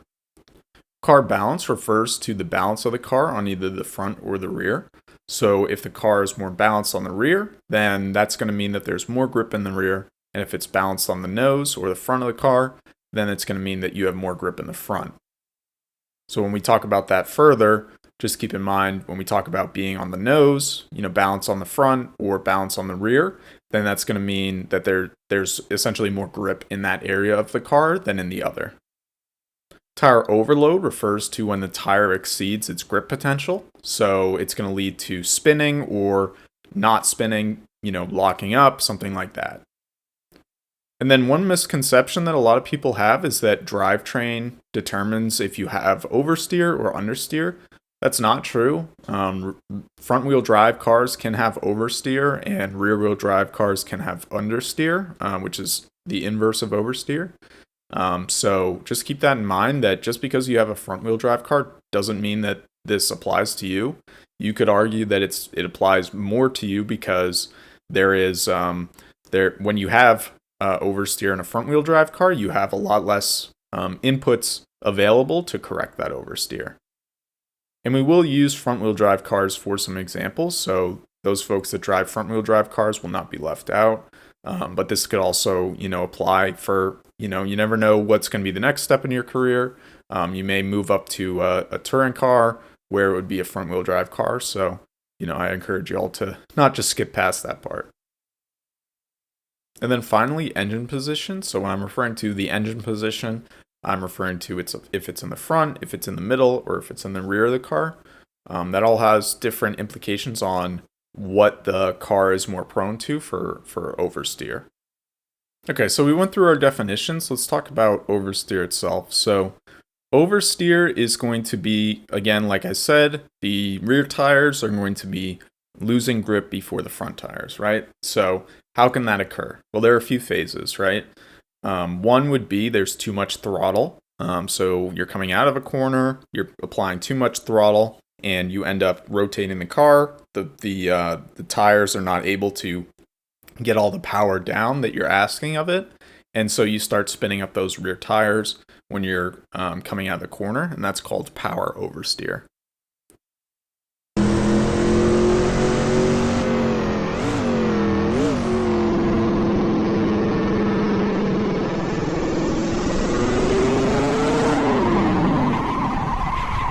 Oversteer can also apply in sudden weight transfer. So when you are coming off the throttle, when you're about to get into the braking zone, you can have oversteer at that point. That's called lift-off oversteer. And the same thing will apply when you hit the brakes. So when you hit the brakes, the front tires or the front of the car is going to dive, and that's going to lift up the rear of the car, which means there's less weight pushing those rear tires into the ground. So you could have oversteer at that point as well.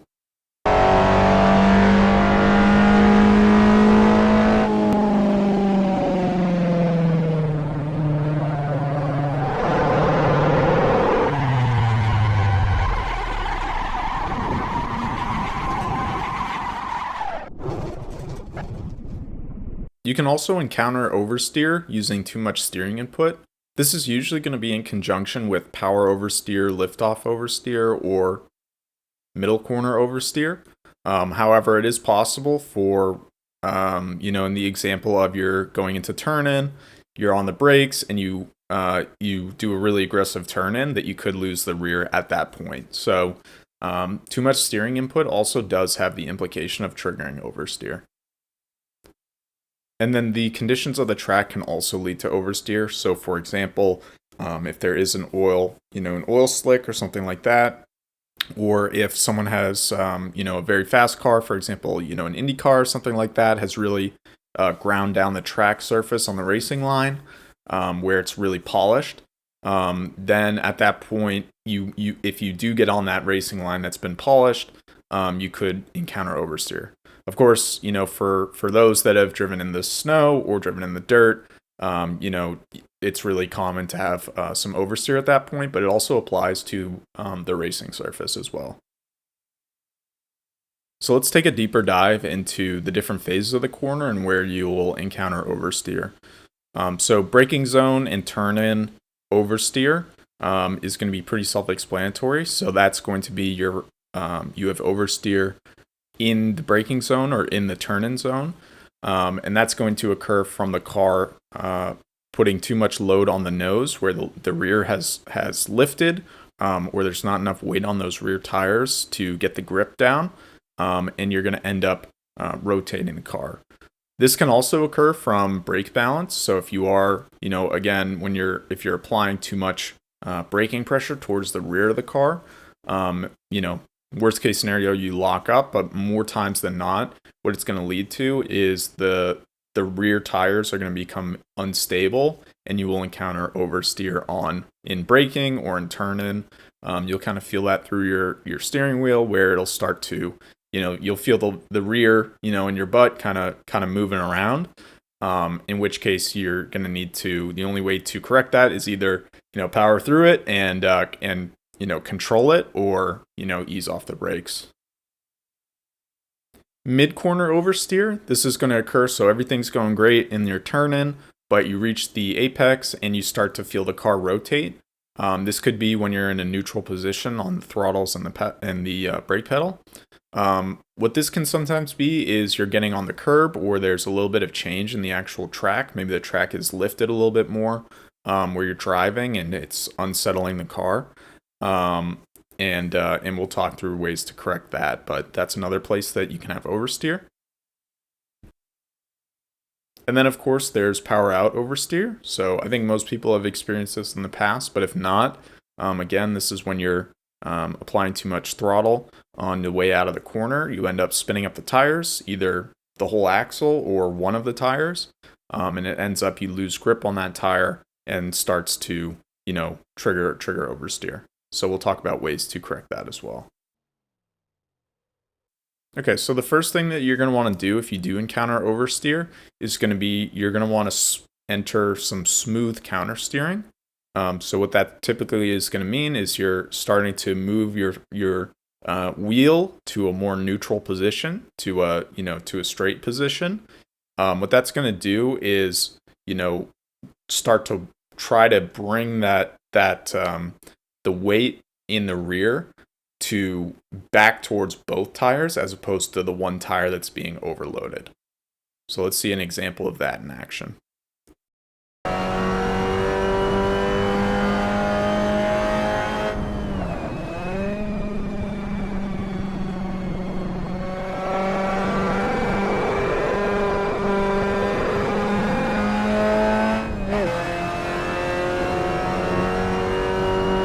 When counter steering, you can also exceed the neutral position and actually turn the wheel into the slide to correct for oversteer. This will probably occur naturally for your vehicle. So the best way to do it is to kind of flow with the vehicle and not fight it. So let's see an example of that.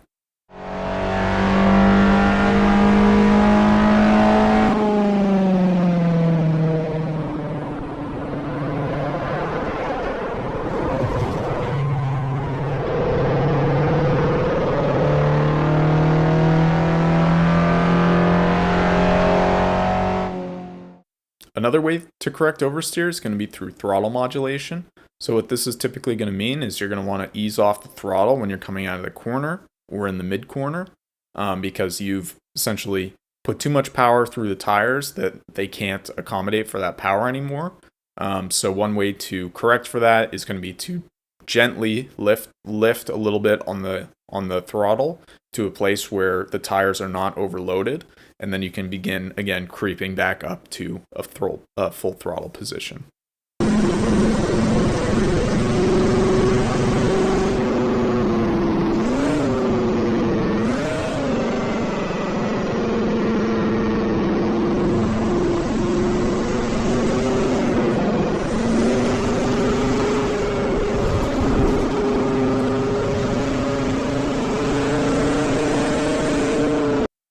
Another way to correct oversteer is through weight transfer management. So if you are coming into that corner or coming out of the corner and you're overloading that outside tire, again, it's kind of along the lines of smooth counter steering is put that wheel more towards a neutral position in order to give more of that axle a even distribution of the weight of the vehicle so that you can have the maximum grip on all the tires as opposed to overloading one of the tires. And then also you can correct oversteer through setup via tire pressures and suspension setup, which we'll talk about in the next session. So for the setup, for the tire pressure, the higher the tire pressure, the less grip that you're going to have on that tire. When you add more tire pressure, even in small increments, it's going to shrink that contact patch that tire has with the racing surface. So what that's going to mean is that it has less places where it can grip onto the racing surface, decreasing its grip. So when we talk about balance, if you are running into oversteer, what you can do is you can increase the tire pressure in the front of the car to even out the balance of the car, or you could decrease the tire pressure in the rear to add more grip to the rear. Now, the problem that you'll run into when you decrease your tire pressure is you're going to run into higher temperatures because there's more friction on that tire, and you're also going to run into more rolling resistance because, again, there's more tire in contact with the racing surface that's going to slow you down. Compound choices as well affects this pretty heavily. So if you do, in determining what tire you're going to go with, determining which tires have grip for your specific vehicle or which ones don't, will be helpful in determining whether it's the right tire choice. You can also work the toe, camber, and caster, your alignment settings, to see if you can get out of that oversteer. So for example, if you go towards a more neutral or positive toe angle in the rear, it can help with some stability. For camber, you can, depending on what the corner where you're having it is occurring, you can see about either decreasing or increasing your camber. And then caster is going to be important because your caster angle is going to determine how aggressive or how much the weight transfer is going to go into your wheel. So you're going to be able to kind of feel when the oversteer occurs, and the car is going to have more of a tendency to return to normal if you have a higher caster angle. And then your suspension stiffness is also going to have a significant impact. So the stiffer your suspension, with all else equal, is going to lead to less grip. A softer suspension, again, all else equal, is going to mean more grip. So you can play with the suspension to see if going stiffer in the front will help balance the car out, or if you do need to go softer in the rear. And then you can also tune the anti-roll bar. So by decreasing the bar in the rear, the weight transfer will be more gradual into the rear of the vehicle, giving some more grip. Or if you stiffen the front, it'll create a better balance with the car and even out the effects of the oversteer. And then finally, weight distribution and balance as well. So if you are putting your ballast in the passenger seat, you could play around with moving it back further to see if you can get more weight on those rear tires if you're running into oversteer. Or you could put it in the trunk, put it under the, some folks put their ballast underneath the kind of like rear bumper. That can help. And moving the ballast around, probably as a last case scenario, would be an option to help mitigate oversteer. And then finally, there are some driving style and techniques that you can use to try to mitigate or at least control your oversteer. So one would be your trail braking. We talked about that in our last video, so I encourage you to check that out, the how to get fast video. But a quick summary of that is going to be when you're on the apex, you would do dual inputs to try to even out the weight distribution on the front and the rear of the car.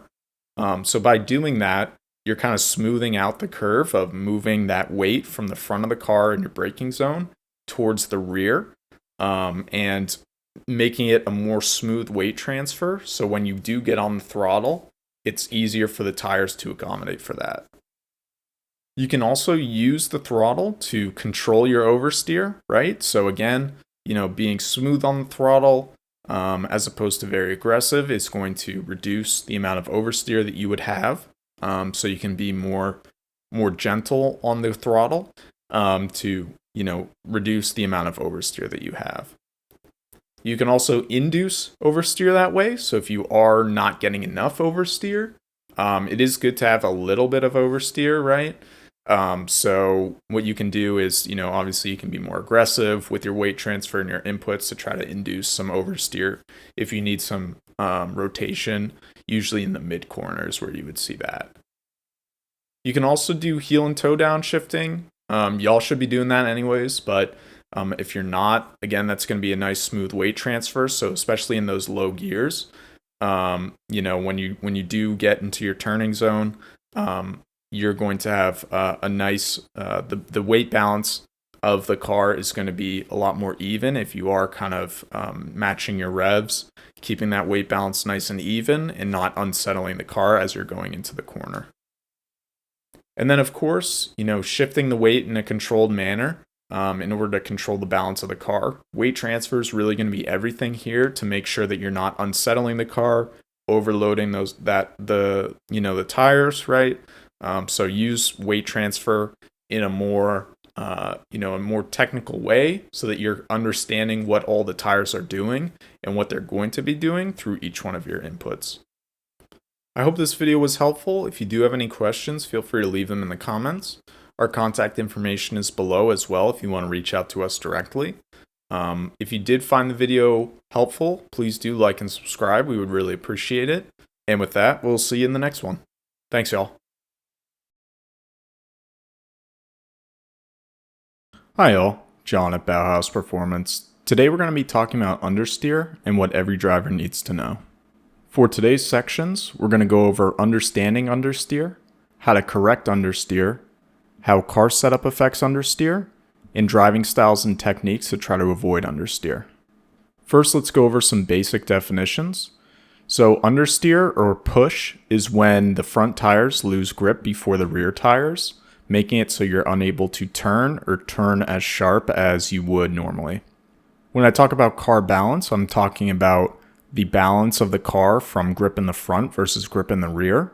So when I talk about a car that's balanced in the front, that means there's more grip on the front than there is in the rear.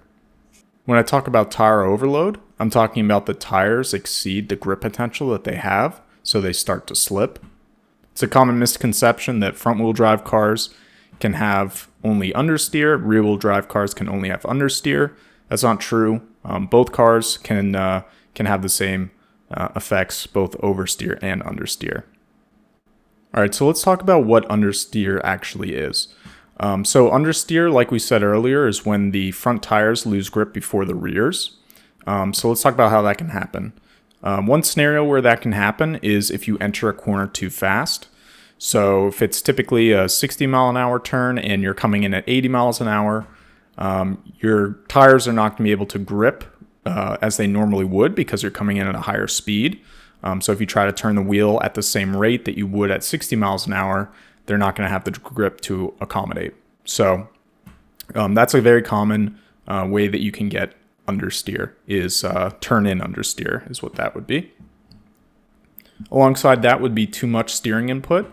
So when you are maybe in the mid-corner or turning in, if you start turning and you start turning, you have good grip, and then you proceed to turning, what can happen is you've essentially overloaded the tires because your turning angle is not able to replicate onto the actual racing surface, so the front tires start to slide. So that'll be common in the mid corner, really all across the track, but probably most common be in the mid corner or potentially a turn-in for some novice drivers. You can also get understeer if your front tires are overloaded due to braking or weight transfer. So what that would look like is you're braking really hard and then you go to immediately turn in, and you're not going to basically, because those tires are potentially overloaded at the braking point, they're not going to have any grip on the initial bite of your turn in, so that you can introduce some understeer. And then also when you're transferring your weight, going from your braking to your throttle position on the apex, when you accelerate, all the weight is going to go to the rear of the vehicle. And what that's going to cause is, the front is going to have less weight on it, which means less grip. And so you're going to be, not have the grip that you need to actually exit the corner. And then if your tires are too hot or too cold, that can also introduce understeer. So if they're too cold, they can, they're going to be basically like driving on ice if they're not warm enough, because there's not enough, tack to the tire to where you can actually, grip the surface as opposed to skating over it. So you can have some understeer that way. Also, if it's too warm, for example, if you did have too much steering input, you really just overloaded it in the last corner, you may need to, slow down and turn a little less for the next corner, because they could still be warm to the point where, again, they're the heat has basically, made it so that the tires don't have the are not in the temperature range to accommodate for any sharp turning.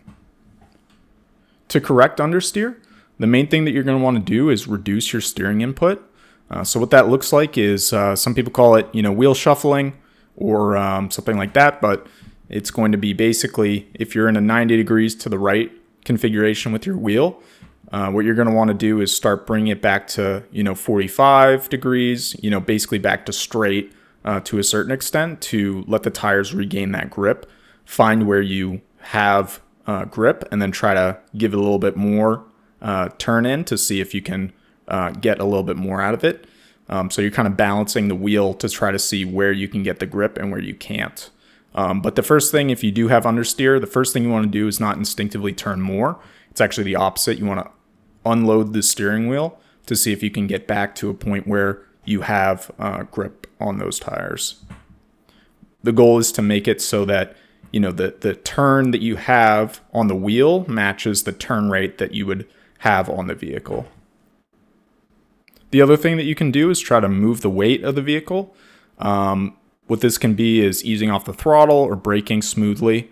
So for example, if you're, braking really sharp and then lifting off, what that's going to do is move all the weight of the vehicle to the rear, which is going to unload those front tires. So you're not going to have any weight that's loading up those fronts to the point where you won't be able to turn, right? So be more gentle with your inputs, and that will help you alleviate some of the understeer.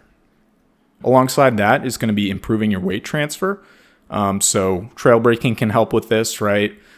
Doing smooth inputs, like I talked about, really smoothing out the inputs is going to help load the tires in an even way, where there's less of a, unsettling of the car, where the weight is immediately all going to the rear, which means that, for that time, you're not going to be able to get the turn in that you need, or, potentially the exit of the corner. So just, manage your weight transfer so that you're keeping as much grip on those fronts if you are having understeer, to try to power out of it.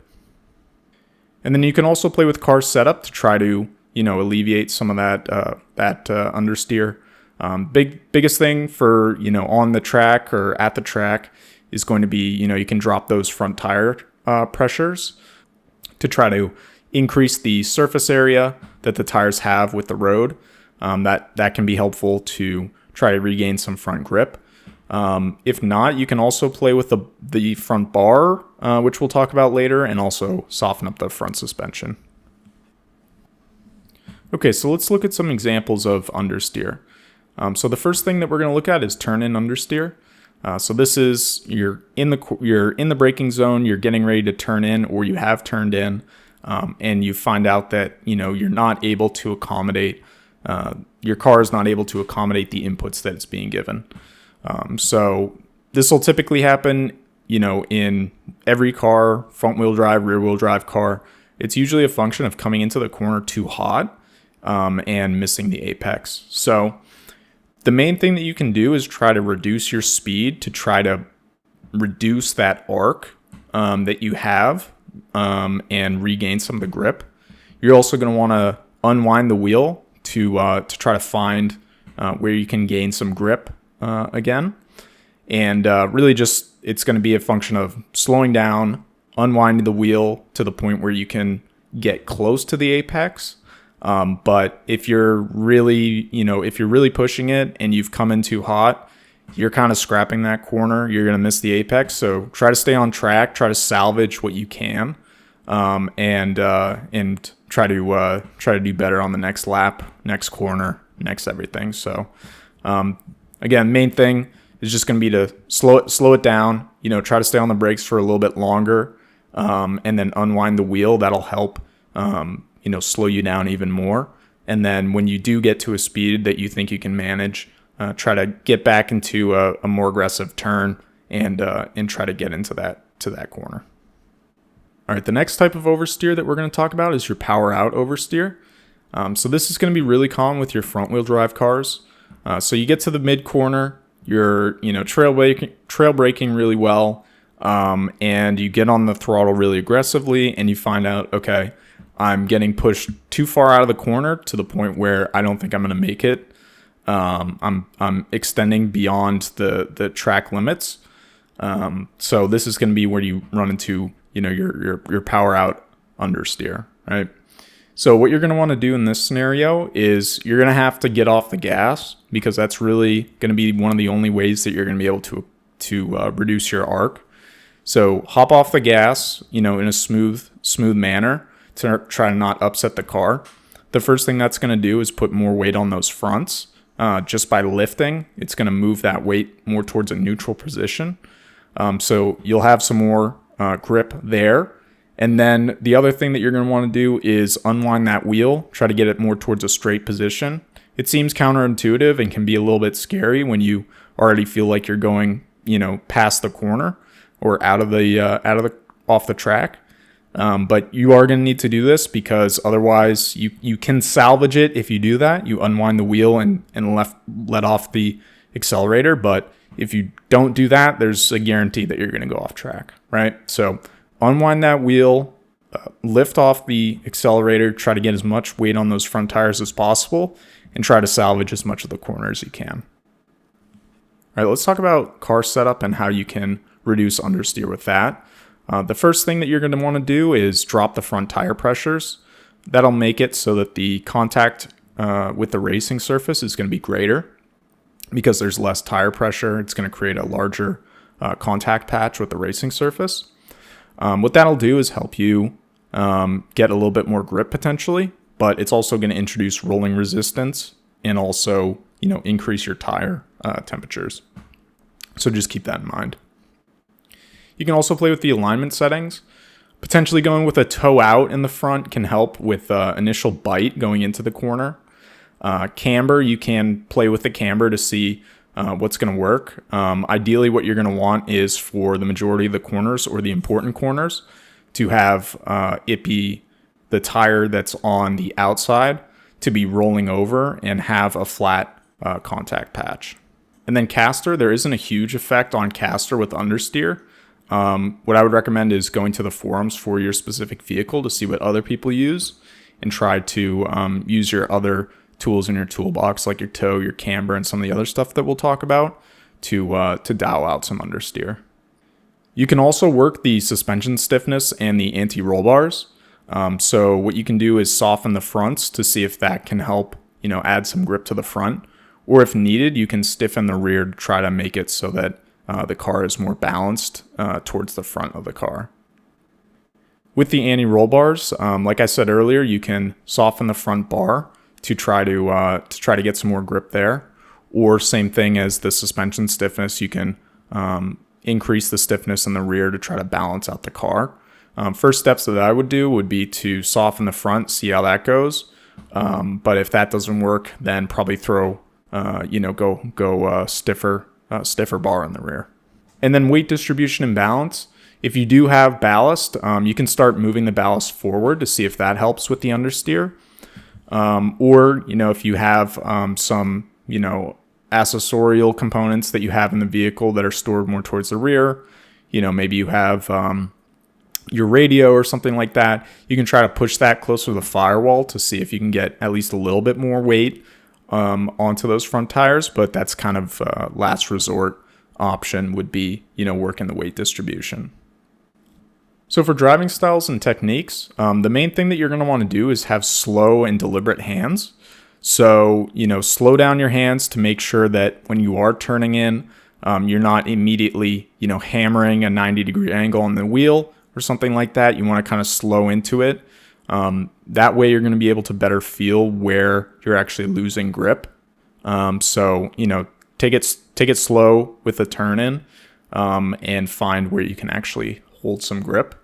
At the point where you do feel the grip start to loosen, you start to slide those front tires. What you're going to want to do is unwind the wheel to try to bring it back to center, back to where you have grip. And that, again, the movement of the wheel is matching the movement of the vehicle. Trail braking can also help avoid some of the issues that you're going to have with, unsettling the car. If you're not trail braking, this can cause some of the weight to go to the rear in a more aggressive fashion, making it so you lose that front grip that you need. So by trail braking, you can try to keep that transition between the front and the rear tires as even as possible for as long as possible, so that you maintain the maximum amount of turning as you can. And then when you're coming out of the corner, avoiding an early throttle can be helpful. As you saw earlier, by getting on the throttle, really aggressively, it can lead to, you having not as much room as you think to play with, especially if you're not looking far enough down the corner. So, try to, potentially get a little bit later on the throttle and feel out that corner to see when you can get on the throttle without introducing some understeer. Alongside that, having a later apex definitely alleviates this problem. That's going to mean that you're going to have a straighter exit out of the corner. So that'll really help you with not introducing any understeer if you're straightening out your exit out of the corner. And then finally, staying off the curbs will really help. The curbs can really upset front-wheel drive cars and rear-wheel drive cars, but probably to a lesser extent. But so staying off the curbs, especially in the mid-corner, what it can lead to is really, unsettling the car once you get off the curb. So, if it's really bad enough, try to stay off those curbs as much as you can, because that can really unsettle the car and introduce a lot of mid-corner to exit understeer by getting on those curbs. All right, I hope this video was helpful. If you have any questions, feel free to leave them in the comments. Our contact information is below as well if you want to message us directly. If you did like the video, we appreciate it if you do like and subscribe. And with that, we'll see you in the next one. All right, thanks, y'all. Hi, y'all. John at BauhausPerformance. Today we're going to be going over braking techniques and how to master the brakes on track. For today's sections, we're going to go over the importance of effective braking, types of braking, how to brake properly on track, common braking mistakes, advanced braking tips, and how to practice and improve your braking. With that, let's get into it. So let's start with the importance of effective braking. Braking is more than just slowing down. What it's going to do is set up your entry into the corner, right? So making sure that you're braking correctly is critical to your lap time. It's going to define the corner itself as a win or, a loss. Good braking technique also improves your lap time and car control. So when you're getting on the brakes and you're braking, obviously you're moving the weight of the car in one way or another. So, your brakes can really be critical to how the car is going to balance itself throughout the corner. And then common beginner mistakes like braking too early, too soft, or too late are really things that, are going to make huge inroads into reducing your lap time.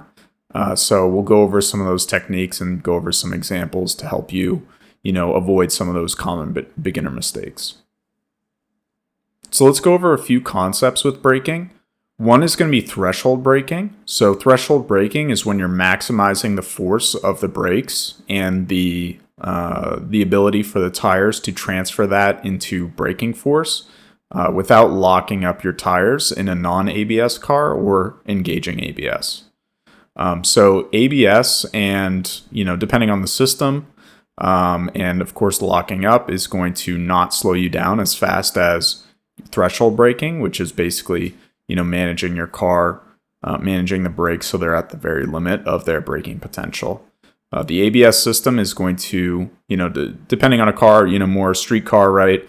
Once you hit ABS, your car is detecting a lockup, and what it's going to do is disengage the brakes slightly and then re-engage to the point where they lock up, which is where you get that pushing through the pedal. There's also trail braking. Trail braking is when you carry some braking force in the corner itself to help shift the weight forward and maintain some grip on those front tires while you're in the mid corner.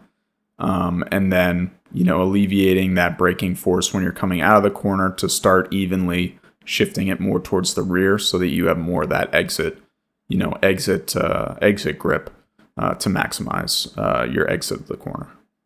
And then straight line braking is going to be the safest method for beginners. Once you start introducing your brakes into, a non-neutral position on the wheel, there's more risk in terms of, rotating the rear or locking up. So straight line braking is really what you want to focus on if you're a complete beginner on track. You want to focus on, as much as possible, keeping that wheel straight while you're braking until you can kind of introduce some braking in the actual turning. So for how to brake properly on track, there are 4 main points that we want to go over. The first one is going to be braking a straight line whenever possible. This is going to ensure that you don't overload one tire as opposed to another. When you're turning, there's going to be more weight on the outside tire. So that's going to introduce more of a lockup risk. So braking in a straight line is going to be the safest way for you to manage your braking to ensure that you're not going to lock up. So when you're starting out on track, your first track day, focus on braking in a straight line whenever possible, and that's going to give you the most controllable experience. When you are braking, you want to apply a firm initial pressure. You don't want to stab at the pedal, but you do want to be, you want to have finesse to make sure that it's very firm getting on the brakes, but you're also not jumping directly into a lockup position to the point where the weight hasn't transferred all the way to the front wheels yet. From there, you want to ease off as needed. So this is when you're going to, if you do introduce yourself into a lockup position, you want to lift a little bit to back where you have some grip and then modulate that pedal to see when you can get back to the limit of the tires. And then at the point where you're entering the corner, you don't want to just jump off the brake pedal. You want to slowly release the brake pedal so that you have maximum control over the weight transfer of the car going towards the rear. You want to avoid stabbing the brakes. Stabbing the brakes with your foot is going to introduce more bounce to the suspension. You're going to be shifting the weight forward and rear if you're really aggressive with your brake pressure. So you want to be very, smooth and deliberate, have some finesse on the pedal, and don't be super aggressive. You want to be firm but not aggressive. And that's kind of a balance that you need to find with your car, and you'll kind of start to feel it. You also don't want to drag the brakes. So dragging the brakes, having a little bit of pressure, especially when you're, kind of potentially in the mid corner or something like that, or, on turn in, you don't want to necessarily drag the brakes, because that's just going to introduce more heat into those brakes so that for the next, the next turn-in phase, you're not going to have, you could potentially overload the brakes. And then you want to use brake markers and reference points on how to judge when and where to brake. Those will flex, right? Of course, when you're, if you have a nice exit out of the previous corner. But a reference point will be critical to, developing some consistency. For your brake markers and reference points, you also don't want to use something that is able to change. So for example, one thing that some people will do is use potentially a shadow on track or something like that as a brake marker. Of course, if you're going in the morning and you develop all your brake markers, you mark up your track map, and then you come out in the afternoon, those shadows will not be there. So you want to have, repeatable brake markers that you can use to ensure that you're consistent on where you're going to brake. Let's go over some common braking mistakes. So braking too early and too late, of course, is going to be the most common. That does happen for, everyone, right? So it's about finding that sweet spot. The main thing that you want to do is, especially if it's a new track, new car, what have you, you want to, push yourself to the limit. But you also want to kind of creep into it, right? So, start at a far out marker. If you have your 50-yard board, your 40-yard board, everything like that, start at the 50. Okay, 50 feels good. Go to 45. 45 feels good. Keep progressing until you find out where that spot is. And then you're gonna manage that depending on how your exit was. You had a really good exit in the last corner. Okay, we might need to brake a little bit earlier. Not braking hard enough is also a very common mistake. So especially if you're coming from driving street cars, you're jumping on track for the first time. What you may have an issue with is really maximizing your tires and your braking. And what that's going to do, obviously, is just leave lap time on the table. So you want to be, brake hard, right? Your car is a tool. So you want to make sure that you're, braking hard. And it's going to feel unusual if you're coming from a street car environment. But that's what we're here to do. You're also hopefully not flooring it in your street car. So, when your car makes it on track, it's a different animal. It's not, something that you're going to baby. So make sure that you're hard on track. Make sure that your car is the limiting factor, not you. And then another common mistake is going to be overslowing the car. So you're dropping your speed too low for the entry into the corner. Especially when you get more advanced, this can be a common thing that happens is, you're slowing your car down too far where you have an inconsistent or too low of a speed in the mid corner or entry into the corner. And it's really, easy, or it's really helpful to find some time, especially if, all other phases of the corner are going well, that you might be leaving some entry speed onto the table. So, play with those braking marks and play with your speed to see, where the car is reaching the limit as opposed to yourself. Don't, overslow, drop down to a, insanely low speed into the corner. Find out where that limit is and then try to repeat that. And then if you do have a corner, maybe it's a fast corner that needs a little bit of brakes, you need a little bit of the brakes to get the turn in. You don't want to brake while turning too aggressively. So you definitely don't want to, when you start to turn the wheel, like I said earlier, it's going to introduce some more load into that outside tire, which could lead to a tire overload scenario, leading to some understeer. Or if your balance is pretty far in the rear, it could lead to a spin out, right? So you don't want to do that, where you're overloading, the outside tire or, potentially the rear tires. You want to make sure that, you're braking with a wheel position that's as straight as possible to get the job done.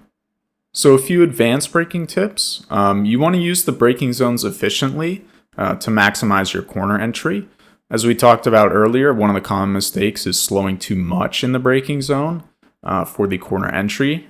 This can potentially lead to the point where you're actually powering out of the corner before you reach the apex. So that's a good indication if you're seeing on your telemetry that you're starting to power out before you actually reach the apex. You might want to try to carry some more speed into the corner entry. Push your braking markers a little bit to see if you can gain some time there. You also want to adjust your braking points based off your tire wear, temperature, track conditions, everything like that. It's obviously going to be pretty car dependent and track dependent, but as kind of a rule, obviously, if your tires are overheated or too cold, you want to kind of drop your braking points a little further back. If it's the track is way too hot or way too cold, you want to do the same. And then of course, if the track is dusty, it's not green, it's not rubbered in, you want to kind of back that up as well. But the same thing goes for the inverse, right? So your tires are feeling great, you got some fresh boots on, temperatures are right where the car feels great, track conditions nice and rubbered in. You can start to push it, right? And that's where you're going to find your best lap times, is when kind of all those things are coming together, and you're able to use that to maximize your braking and really push the limit. And then there's also the role of the left foot braking. So using your left foot can be really helpful. It's a long right or something like that, and you need just a little bit of braking to get the nose in, but you don't want to actually use a braking zone. So what you can do is just jump that left foot from the clutch pedal to the brake pedal, give it a little bit of pressure, right, to just turn the nose in, and that can really help navigate that corner. The same thing works if you've driven this track a lot and you found you don't need to actually change gear in a particular corner. Jump that left foot over from the clutch pedal to the brake pedal. That's really going to help you with control, where you're able to manage both those inputs, right? And that's the only way that you're going to be able to trail brake, is if you are using left foot braking. So as much as possible, it can be a little daunting, but jump that left pedal over to the brake pedal, or your left foot over to the brake pedal, and practice with a few little stabs and see how it goes, and then try to introduce that into more corners that you're maintaining a set gear for. And so there are a few ways that you can practice and improve your braking. So the first one is going to, use some drills to, improve your confidence. So like I said, kind of start slow, and build that up. That's going to immediately build confidence, right? So drop your braking marker back and really work on, walking the car to the limit. That's going to be really helpful. And then try to introduce some left foot braking in as well. Jump that left foot over from the clutch pedal to the brake pedal, and introduce a little bit of that, a little left foot braking in there, and that'll help you improve some confidence. And then soon enough, you'll be a lot more confident on the brakes, and can really drop some lap time. Of course, it is pretty daunting, or it can be. When your braking is what's controlling your speed, right? You might you scare yourself, but it's really about just building that muscle memory, practicing and feeling out, getting more comfortable with your car. You can also use data and video analysis to help refine your braking performance. So telemetry is going to be super helpful for this, to see how you're actually braking. Don't just look at your fastest lap, right? Look at your average lap and see, are you being consistent with how you're applying the brakes, or do you have some issues with consistency? And check, some corners you're great and other corners you're very poor. Try to focus on those poor corners for the next session, and try to improve your braking. Your pedal trace should look like kind of almost a bell curve with a high top. Right, so it's going to be hard coming on. You're going to have a nice steady pressure with a little modulation, and then smoothly dropping back down into corner entry. And then the best thing that you can do is work with instructors, have them jump in the car, give you some tips. They'll be able to tell you if you're braking too soft, or something like that, too hard, and they can give you some tips on how to improve. You can also use sim racing for additional practice. This can be really helpful for developing some muscle memory around that left foot braking. So I encourage y'all to, get a cheap wheel and some cheap pedals, and just start practicing that, and it'll help introduce, some of that prowess into your actual on-track driving. Well, I hope this video was helpful. If you have any questions, feel free to leave them in the comments. If the video was helpful, we appreciate it if you do like and subscribe. Our contact information is below if you want to reach out to us directly. And with that, we'll see you in the next one. All right. Thanks, y'all. Hi, y'all. John at BauhausPerformance. Today we're going to go over throttle control and how to master the throttle on track. Let's start with the basics. So why throttle control matters. The throttle and good throttle control is going to manage your weight transfer. So, when you get on the power, it's going to start moving the weight of the vehicle. Same thing with the brakes. And so being effective with your throttle control is really going to make sure that all the tires are in the optimal grip range when they need to be. Having good throttle control also improves your traction and stability.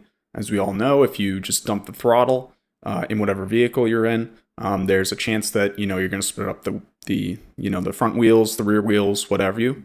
And it's going to lead to having some poor traction. So having good throttle control is going to make it so that, you're not losing any power by spinning up those tires. And instead, you're going to put all that power right into the racing surface.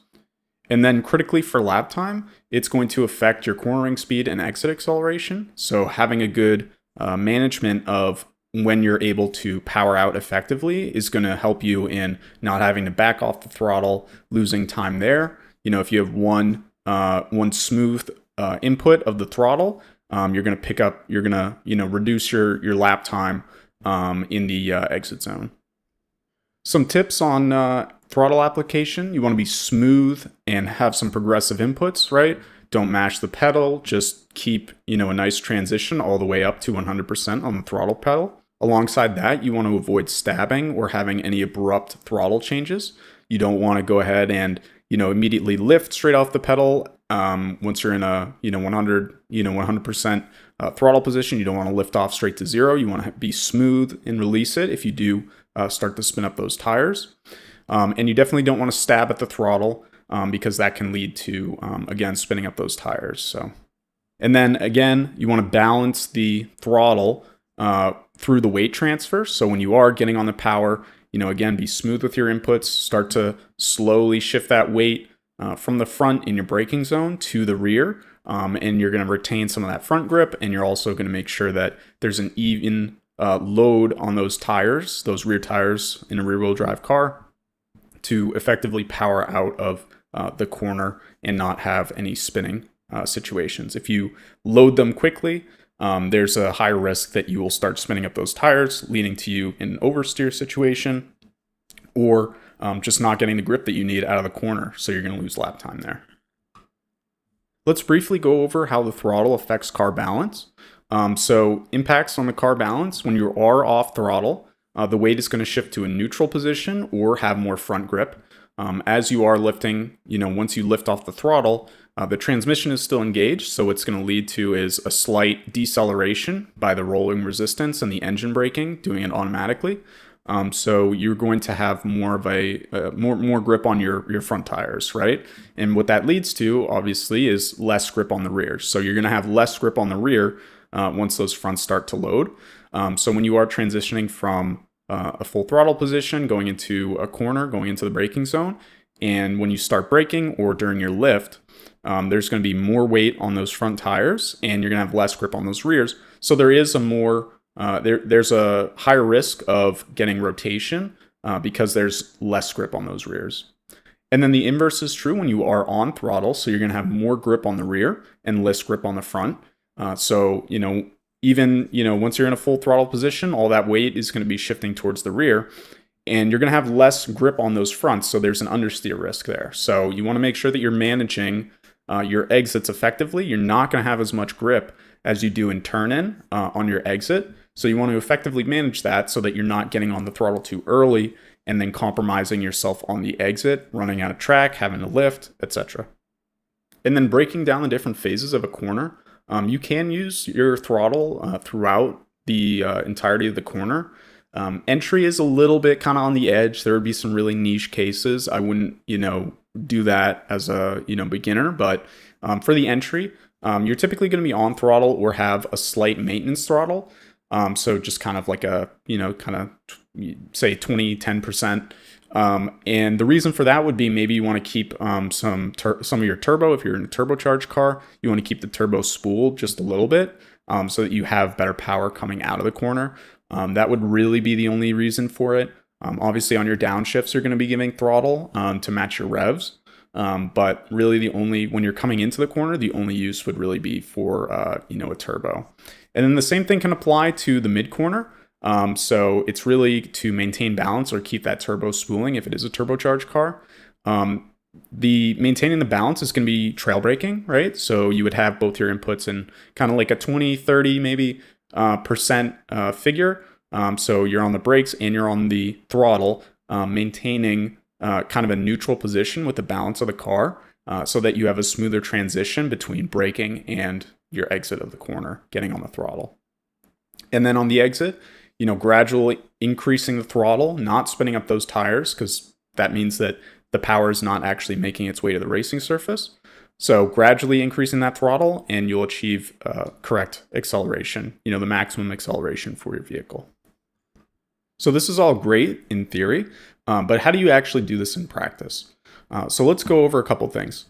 One is going to be, you want to understand what the power curve looks like for your vehicle, because that's going to help you in understanding how you can apply the throttle. So the first thing would be, when you're looking at the power curve, you want to make sure that you want to know whether there are some sudden power peaks. You would typically see that in a turbocharged application, or you would see that in maybe a high displacement V8 car, where you would have a high torque zone, maybe kind of in the mid-rev range. You want to be aware of that so that you understand what your car is doing as you're applying the throttle, right? So what you can do in those cases, let's take the turbocharged car, for example. So in the high rev range, you have a large power increase.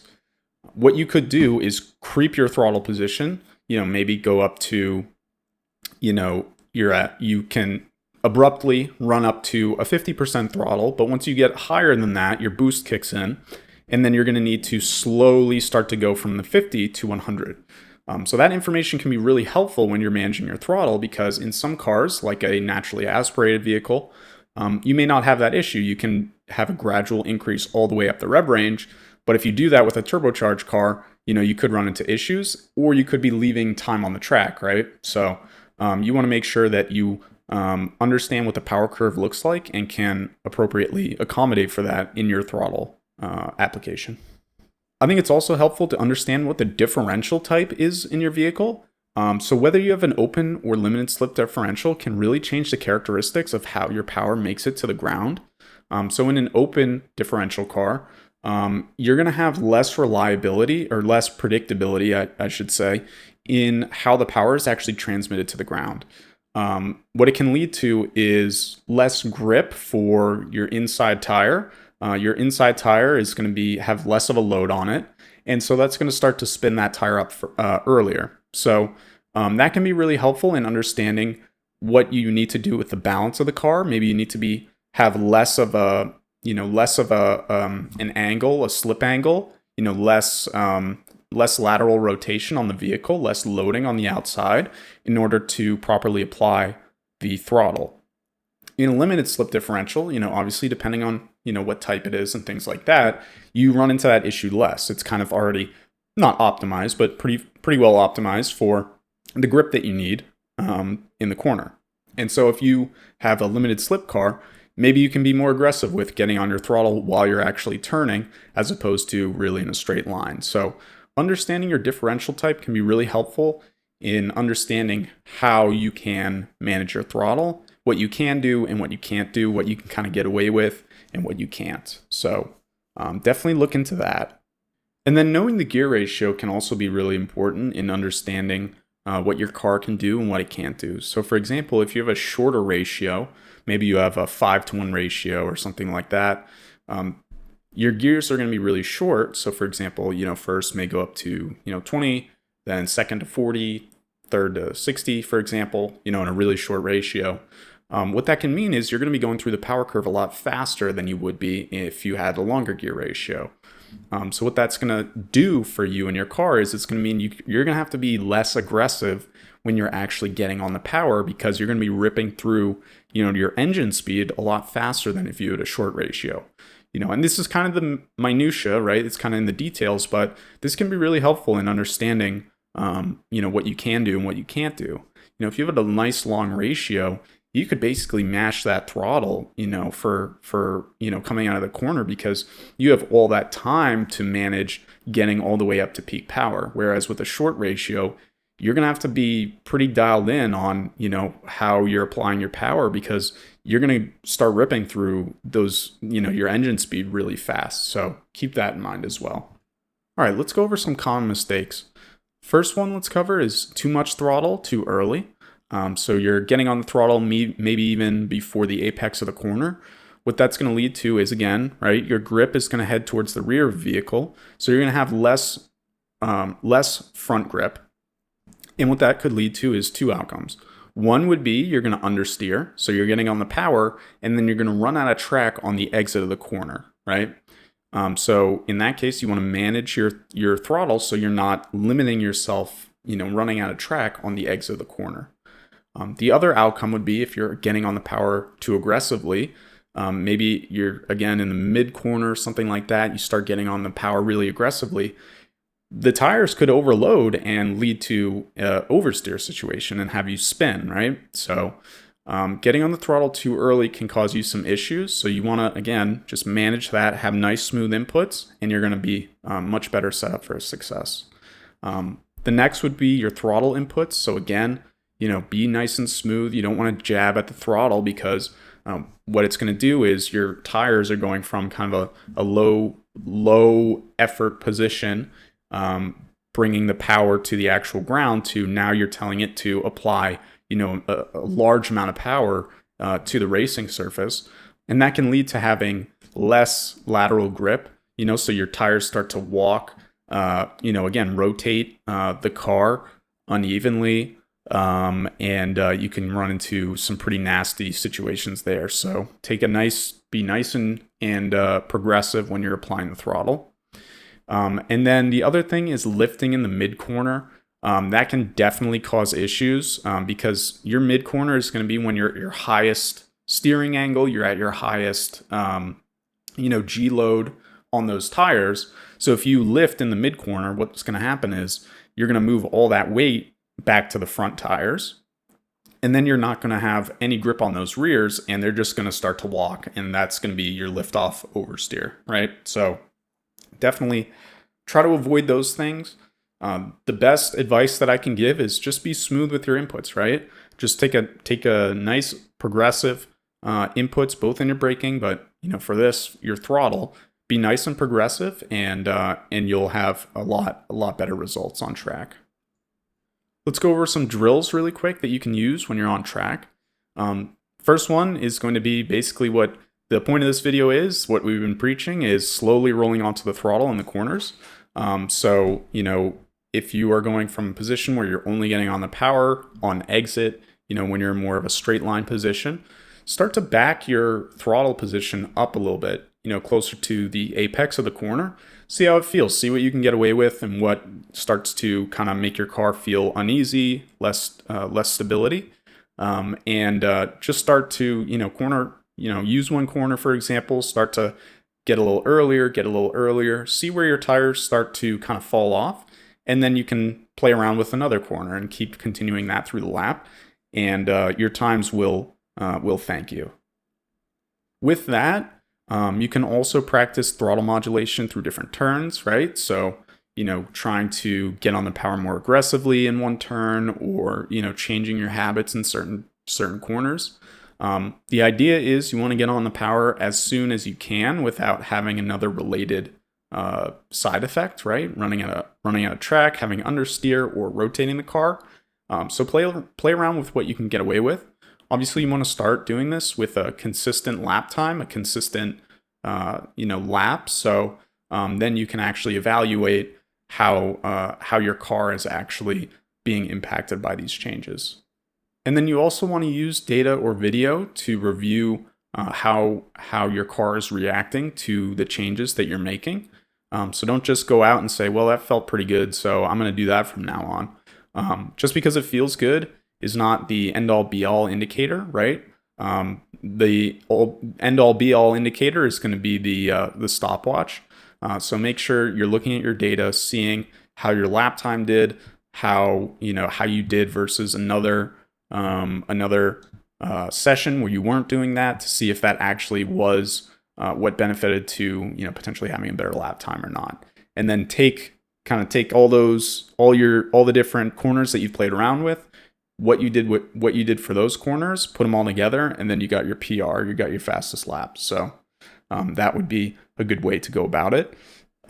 Your video can also be helpful. Make sure you're watching your videos. Get a cheap GoPro. You can get a used one for pretty cheap. Throw it on your car, and that'll let you actually review, even if you don't have data. You can listen to the engine speed and try to make changes that way. You should still be timing your lap. There are tons of free pieces of software on your phone that you can use to actually time your laps. You don't have to get a aim or something like that. You can just use your phone and then try to match those two pieces of data together, and you have a pretty good indicator of how your changes are affecting your lap time. All right, I hope this video was helpful. If you have any questions, feel free to leave them in the comments. We'd love to hear from you. If you did find the video helpful, please do like and subscribe. If you have any questions, feel free to reach out. There's our contact information below. You can add us on Instagram, or you can shoot us an email at the email address below. Feel free to reach out, and we're happy to help you out if you have any questions or anything like that. And with that, we'll see you in the next one. All right, thanks, y'all. Hi, all. John at BauhausPerformance. Today we're going to be going over driver fitness and how to get in shape for racing. Racing is physically demanding, more so than many people think. So improving your fitness can really help with, improving your lap time, building consistency, and can be a tool that you have that other drivers are not taking advantage of. Fitness improves endurance, reaction time, and consistency, all of which are critical to improving your prowess as a driver. Pro drivers train like athletes, most of them. So even as a club racer or, some small time, novice, amateur, it's definitely going to be helpful for you to train, build that proficiency. So hopefully you can take it to the next level. So some of the benefits that you can get from improving your fitness for racing would be increases in racing stamina. You can drive for longer, have longer stints in the car. More flexibility in car types, right? So, if a car doesn't have power steering, it's got wide tires, you're able to manage that. A lot of G-forces, you're going to need to have improved fitness for that. And then setup as well. There's some setup options that can make it more physically demanding for the driver. So, if you have a good fitness base, then it's going to open up your opportunities to, move to two different cars in the future. The most important one, for me at least, is to reduce your distractions from the physical demands so that all of your attention can be focused on actually maximizing the car, maximizing your laps, and you don't have to be distracted by, the physicality of racing. And then it's also one step closer to getting a call up to the pros, right? So if you're an amateur, you're looking to be move up to a pro environment, having a physical, being physically fit, if you have the same lap times as someone who's, not physically fit versus you, it's going to be a pretty easy choice for a pro team to say, okay, well, this driver is already, has a good baseline in their physical fitness. So we can take them to the next level and not have to worry about them, skipping on their fitness, right? And then at the end of the day, the way that I like to think about it is, what would you do to drop 25 pounds from your car, right? If you're a 200-pound person, you can drop down to, 175 pounds lean. You have about 25 pounds of fat, maybe, something like that. Dropping 25 pounds from the car is a massive change, right? And then if you're already underweight, what you can do is you can manage that weight, that 25 pounds in ballast, right? You can put it lower in the car. You can move it around in the car. Whereas if it's, on your person, it's going to be, flailing around. It's going to be higher than it would be if it's on the floor as ballast, right? So you can really take advantage of 25 pounds, in a beneficial way, right? 25 pounds is essentially an extra seat in the car, and some, right? So, having, you wouldn't drive around, racing with an extra seat. So why would you have another 25 pounds that you can then move around, put lower in the car, and improve your lap time? So let's talk about the direct benefits of fitness and how they improve lap time. So like we talked about, less fatigue creates more consistencies. Tired drivers make mistakes, right? So if you're driving around, you've been in the car for 30 minutes, right? You're exhausted. You're going to be more prone to making mistakes. Having better core strength around your midsection, right, is going to create better control. You're not going to be slouching. You're not going to be jostled around in the car. Your belts hold you, but they're attached at your shoulders, and then you have your hip buckles, but your midsection still has the ability to move, right? So if you're getting tossed around, you're constantly exerting energy on your midsection where you're making small adjustments over 30 minutes, over an hour. If you're going to endurance racing, over a couple hours, right, 2 maybe 3 hours for a stint. That's going to add up, and it's going to fatigue you and make you even more prone at the end of your stint. So definitely the midsection is important for reducing fatigue. And then cardiovascular fitness really is important as well, right? I'm sure many of you have been, towards the end of a stint, or, it's a hot day, something like that, and you're just, you're drenched in sweat when you come off track. Well, if you improve your cardiovascular fitness, you're going to keep your heart rate down. You're going to be able to focus more and keep your reaction time sharp, even at the middle or end of your race, your stint, what have you. And then building some strength in your neck is also going to help with managing the G-force. Obviously, you're going to be wearing a helmet, so that's an extra amount of weight on your head. The faster car that you're in is the G-force, is going to be higher. Certainly laterally, but even in, small cars, slower cars like the Miata that we drive, we still have a load on our neck from braking is predominantly where it is. It's definitely not acceleration, I can tell you that. But, when you're braking, you need to be focused as well. You can't let your neck just, go limp and your helmet, smack on your chest, right? So, being able to manage that, and again, be able to focus on the driving, the racing, as opposed to, managing these G-forces. They become less mental management that you have to do, that you can then take and focus on improving your lap time and getting faster. So the ultimate goal is really to lean out, yes, because you're going to drop weight, but also you want to build strength so that you're not just losing all this weight, you're losing all this muscle, and then you're just getting flailed around and you can't actually, you don't have the strength to actually accommodate for these G-forces now, or whatever it is. You want to make sure that you're leaning out and building strength at the same time. So let's go over how we can accomplish that. So some key areas to train. One is going to be your cardiovascular fitness, right? So if again, our goal is to lean out and also build strength, which is going to be building muscle, right? So what I would recommend is do incline walking if you're going to start building, if you're focused on more building muscle, or if you're more interested in leaning out, depending on where your starting point is. You can get more aggressive, right, with, cycling or rowing. The only problem with that is that, the amount of muscle that you're going to maintain may be less, or muscle that you would build would be less with intense cardio than it would be with less intense cardio like incline walking. So incline walking is, mainly what we do. It gets, your steps in, it gets your cardio in, while also preserving as much muscle as possible. For core strength, a couple great exercises would be planks, right? To build some more strength around your midsection. Doing crunches is going to be helpful. And then one that's not thought about that much is your oblique crunches. So those are the sides of your midsection. So if you are, when you're experiencing G forces, one side of your body is going to be being pulled outside more than another. So working your obliques is definitely going to be helpful to building strength there, so that you're not squatting your midsection on one side during those G forces.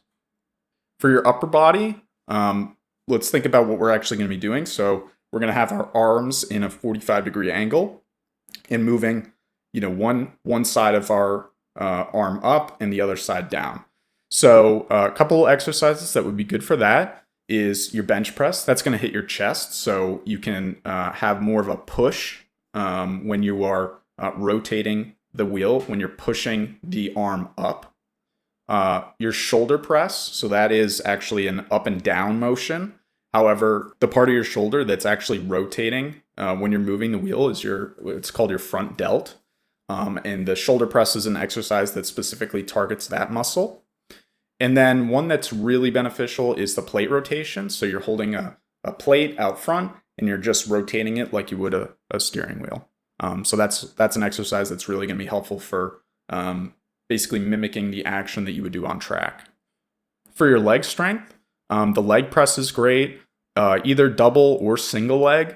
I like to do a little bit of both, right? So maybe some days I'll do a single leg press or both legs. But those can be great. I mean, that's going to be basically mimicking almost exactly what it's like getting on the brake pedal. So that's a great exercise. And then squats. Squats is going to build your entire legs. So that'll be really helpful for, increasing your strength there. And then another important area that's commonly not utilized is your grip strength. So, for those that have been in a car that doesn't have power steering and it has some pretty, a pretty direct contact with the road.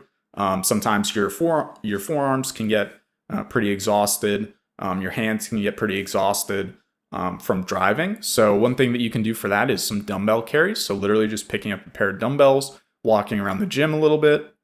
It's going to build some strength in your forearms. And then also dead hangs. So literally just hang off the bar for as long as you can.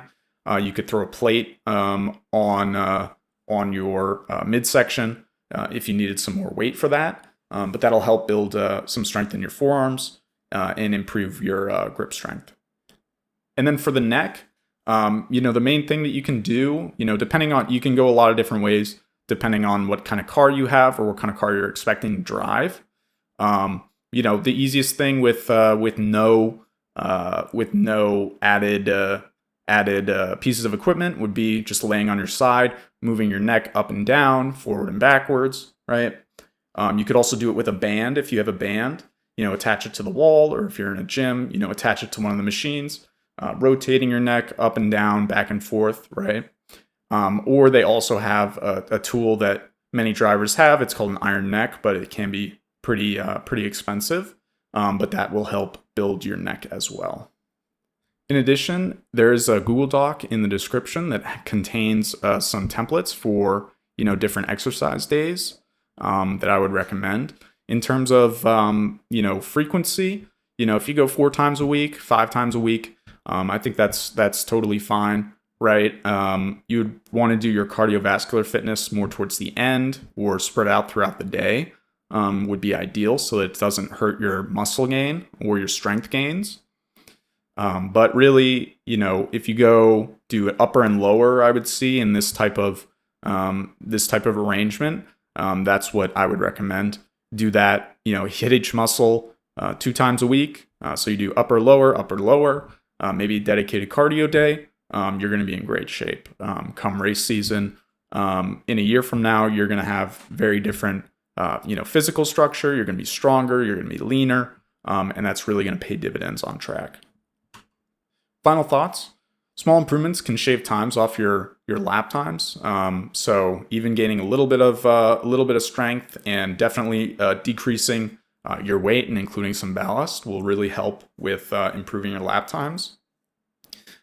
Strength training, weight loss, as you probably know, it does take time. So start now, start slow, build up, and your lap times will thank you. We do have detailed templates in the description if you are interested in using those. They're completely free. You can download them, mark them up, and do whatever you need to do. And then we also have some other resources to some channels that if you are interested in getting into fitness, we'll be able to help you with finding other ways to improve your fitness, sports scientists that'll be able to really help you build out the plan that's right for you.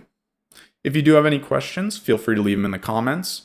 If you did find the video helpful, we would appreciate it if you do like and subscribe. It would really help us and also notify you of any future videos that come out. You can also contact us at the contact information below. Feel free to send us a direct email if you want to, if you have any questions. And with that, we'll see you in the next one. All right. Thanks, y'all.